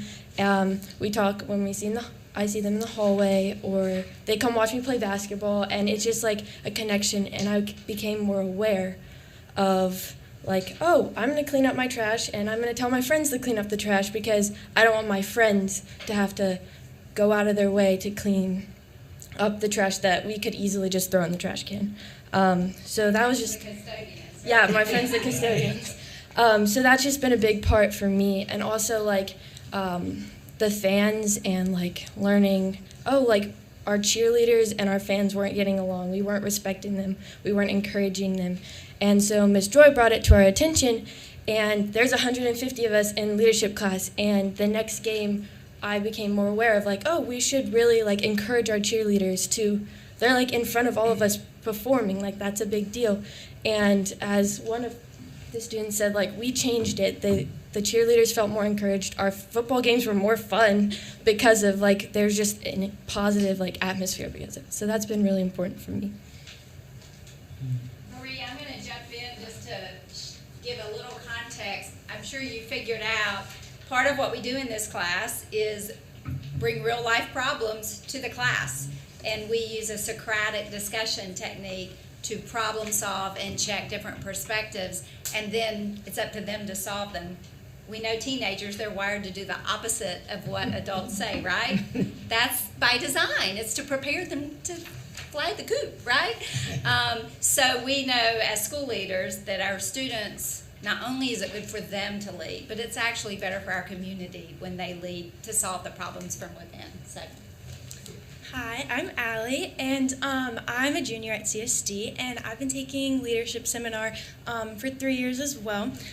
So problem-based learning has also impacted me a lot. So kind of like what Bria and Ms. Joy were talking about, it gives us a voice in the class because we're able to relate to the problem because we are mostly causing the problems, whether it be with trash or with other stuff happening at games. But I think it also has just helped me respect my administrators more than I already did because I hear about what what people are saying to them or what they're having to deal with on a daily basis. So that's helped me just respect them more. But it's also helped me see their perspective on decisions that are made in the school. So whether it be with COVID or with snow days. So instead of being disappointed that I'm not able to go to school or frustrated that I still have to do e-learning instead of being in school, I can see that they're trying to do what's best for everyone and not just what's best for me or what even is best for them. And yeah. Hey, Allie, would you speak for a second? In the classroom, we spend a lot of time taking a problem and discussing it from multiple perspectives. Can you speak a little bit about, do you think students feel comfortable challenging perspectives, and what do we do in class to get students to discuss multiple perspectives? Any of you? Yeah, so Miss Joy normally, she actually won't share what she's going to do about a problem first. She'll normally just lay a problem out for us, and we'll discuss it for a little bit about our different opinions on it or what we've heard from our friends about it. And then she'll kind of collect all of that, and then she'll display it and talk to admin, and then they'll make a decision. So I think that's been very helpful in leadership, like with our voice being heard. Yeah, that's perfect. Okay, thank you. Hi, I'm Kylie. I've been in leadership for 2 years, and I'm also a junior. And we focus a lot in our class on serving our community. So last year, since we weren't in school a lot due to COVID, we got to work from our house. So we were encouraged to focus on something we were passionate about in our community. So I'm passionate about working with younger kids. So I tutored some families in my neighborhood when the kids were getting a little bit behind on work because we were on Zoom. And it was really cool just seeing them gain more confidence. I remember I helped this first grader who was struggling in math, and I got to help her with making math fun. We did some games in math, and she got more confident every week that we met. So that was just really cool for me to help her out with that and see how all that worked out.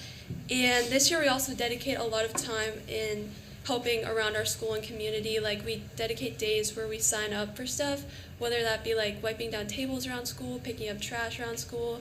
And in the picture on the slide, me and Maria signed up to shovel gravel outside, and we didn't know the pile was going to be really big. We thought, this will be quick. But we were out there for 45 minutes doing that. We were determined to finish it before lunch, and we did. And that was just a really cool way to help our community. And these little things that we do around the school really add up and show others who don't take leadership that we can set a good example for them, that it's okay to pick up trash around school and do things to help the community even when no one's watching. But yeah. So in a nutshell, our leadership seminar class meets twice a week, Thursdays and Fridays, and the focus of the curriculum is to bring real life problems that we're experiencing in our school community or even in the country. Sometimes we bring up those scary current events and kind of do it in a pretty impressive, non-divisive, we can have discussions and disagree without attacking each other kind of way. We have lots of guest speakers from all different fields to share their stories and their leadership lessons and conduct servant leadership and really just learn a lot from each other. Hopefully the goal being that these students have lots of practice leading in our school community and hopefully thereafter. Thank you all for having us. They're pretty extraordinary. They make me want to come to work every day, so I'm glad you got to hear from them. Do you have any questions for us other than where's my lunch? Very well done, ladies. Mary and Miss Joy. Thank you. They're awesome. Thank You're you so very much. motivated. I can see why that. They're It's extraordinary. contagious. We have a great, as I listened to all those other schools present this morning, I was reminded of, on the hardest of days, really all you have to do is step into a school, any school, and there's beautiful things happening. So I'm appreciative for you all to serve all the charter schools in our state. So thank you all. I know it's a lot of extra work. Thank you. Joy, when you talk about teaching leadership at your school, could you talk a little bit about what your OCS students do? Because that I was blown away. So which piece did you? That they run the concessions and I will tell you, 20 years ago when we opened our charter school, we actually asked back then for a weighted lottery based on race because we knew our location was going to be a problem in terms of northern Mecklenburg County, and we wouldn't have much racial diversity. That was not allowed back then. We do have the weighted lottery now based on free and reduced lunch, but the one kind of diversity CSD has always had a lot of is learning diversity. There have been years we've had, early on, 25% of our students were special ed. Right now, we probably are sitting at about 14% of our students with IEPs, and that's probably the lowest we've ever been. We have self-contained classes both at our elementary and middle school and a very strong OCS program. We actually believe all diversity is good diversity, and we are a better community the more perspectives we have. So our special ed program, again, we have from nonverbal students in diapers all the way to students with very slight, articulation challenges. So we have everything and in between. And we have students who are so much smarter than me. I think they need to be running the school. So our OCS students at the high school level, we've got, I couldn't even speak to all the things they're doing accurately. So Cheryl, if there's a specific thing, you can let me know. But they host meals, they work on concessions. We have vending machines that are actually their school business. So they order, they purchase, they stock the vending machines, they do all the money and budget analysis. They actually award high school clubs grants from their money that they make from their vending machines. Again, what the nuance of our school mission and vision has always been school should be meaningful, purposeful, and relevant to you and you and you and you. So wherever you come in your journey to our school, on your academic learning journey as a whole person, our job is to take you further, and our job is to send you into this world with you having claimed all of your power and finding meaning and purpose in your life. And again, our OCS program at the high school level, those students are doing meaningful, purposeful learning in many different capacities. But that's actually an area that we're looking to grow even more in. We are very interested, something that's nagged at us a long time as a school, and I'm sure all of you, and I know it's a big mission and vision at the state level right now, is that career track for students who are not looking or wanting to attend a traditional four-year program. We've had students every year, we've graduated 8 classes of high school seniors, and every year we have a couple of kids that I think, yeah, they graduated, they have what they need to attend college, but I don't think that kid is clear on a path, and that's on us. So at CSD, that, you're not done. You're never done, right? We're never done. So that's something we've really been trying to get our arms around, is career track, internship, certification programs. Ask me in 6 months, because we're going to try to do some things this summer with that bridge grant to see if we can do a better job with career track internships. So yes, are we ever going to figure it out? These kids are so extraordinary. I feel like they deserve our best, and we never can be finished. But thank you. Did I touch on the thing you were talking about? Thank you. Our special ed program is pretty extraordinary. I'm very proud of the work they do, and the kids are extraordinary. Wouldn't you all agree? They just, our high school life skills class just hosted their annual chili cook-off last 2 weeks ago, and I love getting invited to that because I get to taste test all the chili, and I'm always reminded again that the meaningful, purposeful relevance of real life skills in the classroom for these kids. Excellent. Thank you. Thank you all. All righty. Well, sweet day. Thank you very much. Joy is been at CSD since it started. How long has that been? 20 years ago. 20 years ago. And she is retiring this year, which is a huge loss to the CSD community, but it is a huge loss to the charter school community.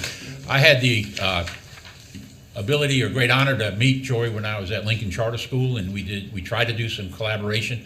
I tried to mimic what these guys are doing all the time. We tried to beat them in sports. We weren't that successful back then, but Jonathan's doing a good job now, isn't he? But Joy, on behalf of Office of Charter School and the Charter School Advisory Board, we'd like to give you this plaque commemorating your service to your students and to the charter school community. You are going to be dearly missed, but we know whatever you're going to be doing will still have an impact on children. So we'd like to.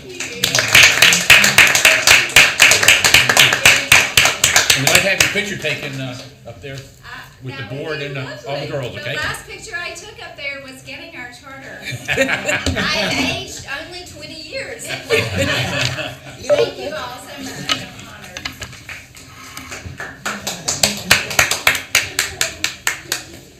go ahead and, Okay, can you come with me? yeah.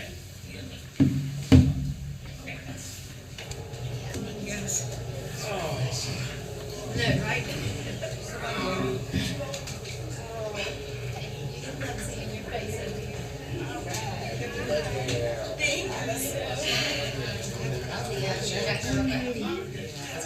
I announced for next year and then the answers they want. Okay. Thank you. Oh, squish in.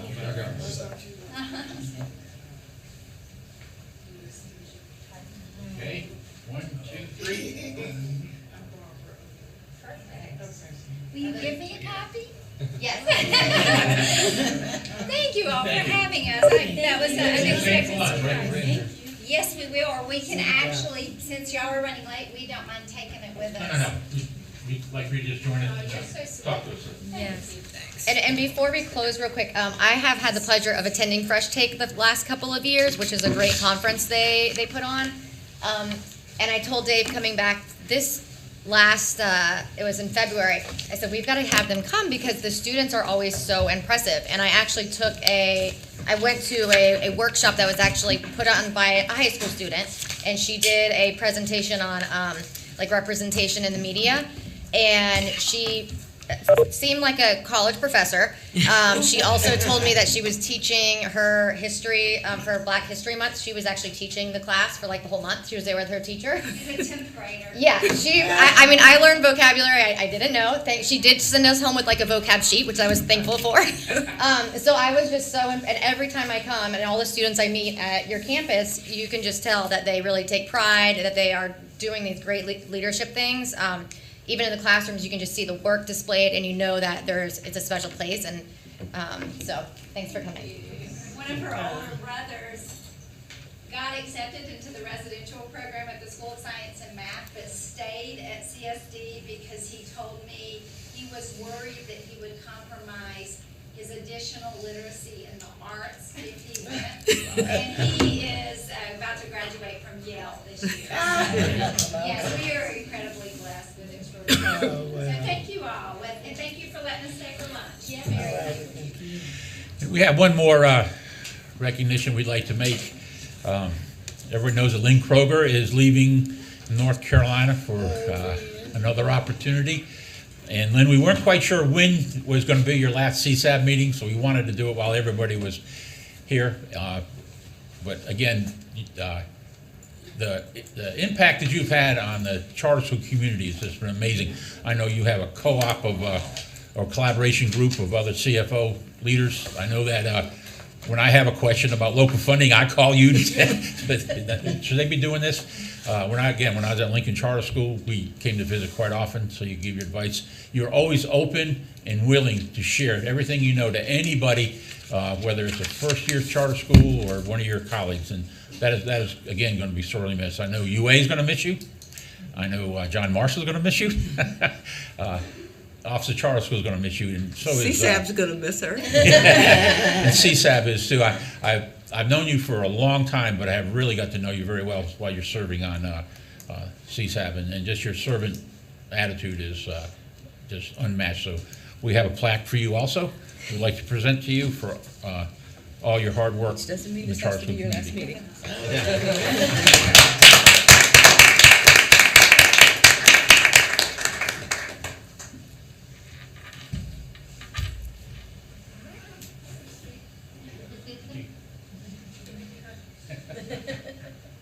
So take over the best for Or maybe change mine, memories. that's fine. Can we get a picture of the board in the front? Get out of the way. Stretch.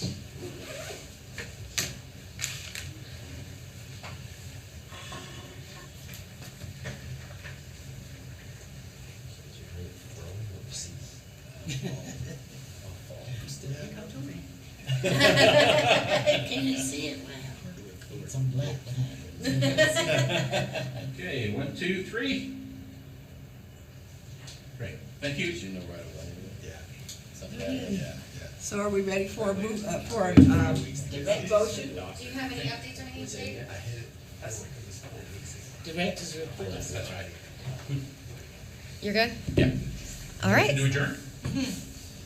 What about Who's your our report? official motion to adjourn person? I move It's that Terry, we isn't it? adjourn with no further business. Second. All in favor? Aye. Approved.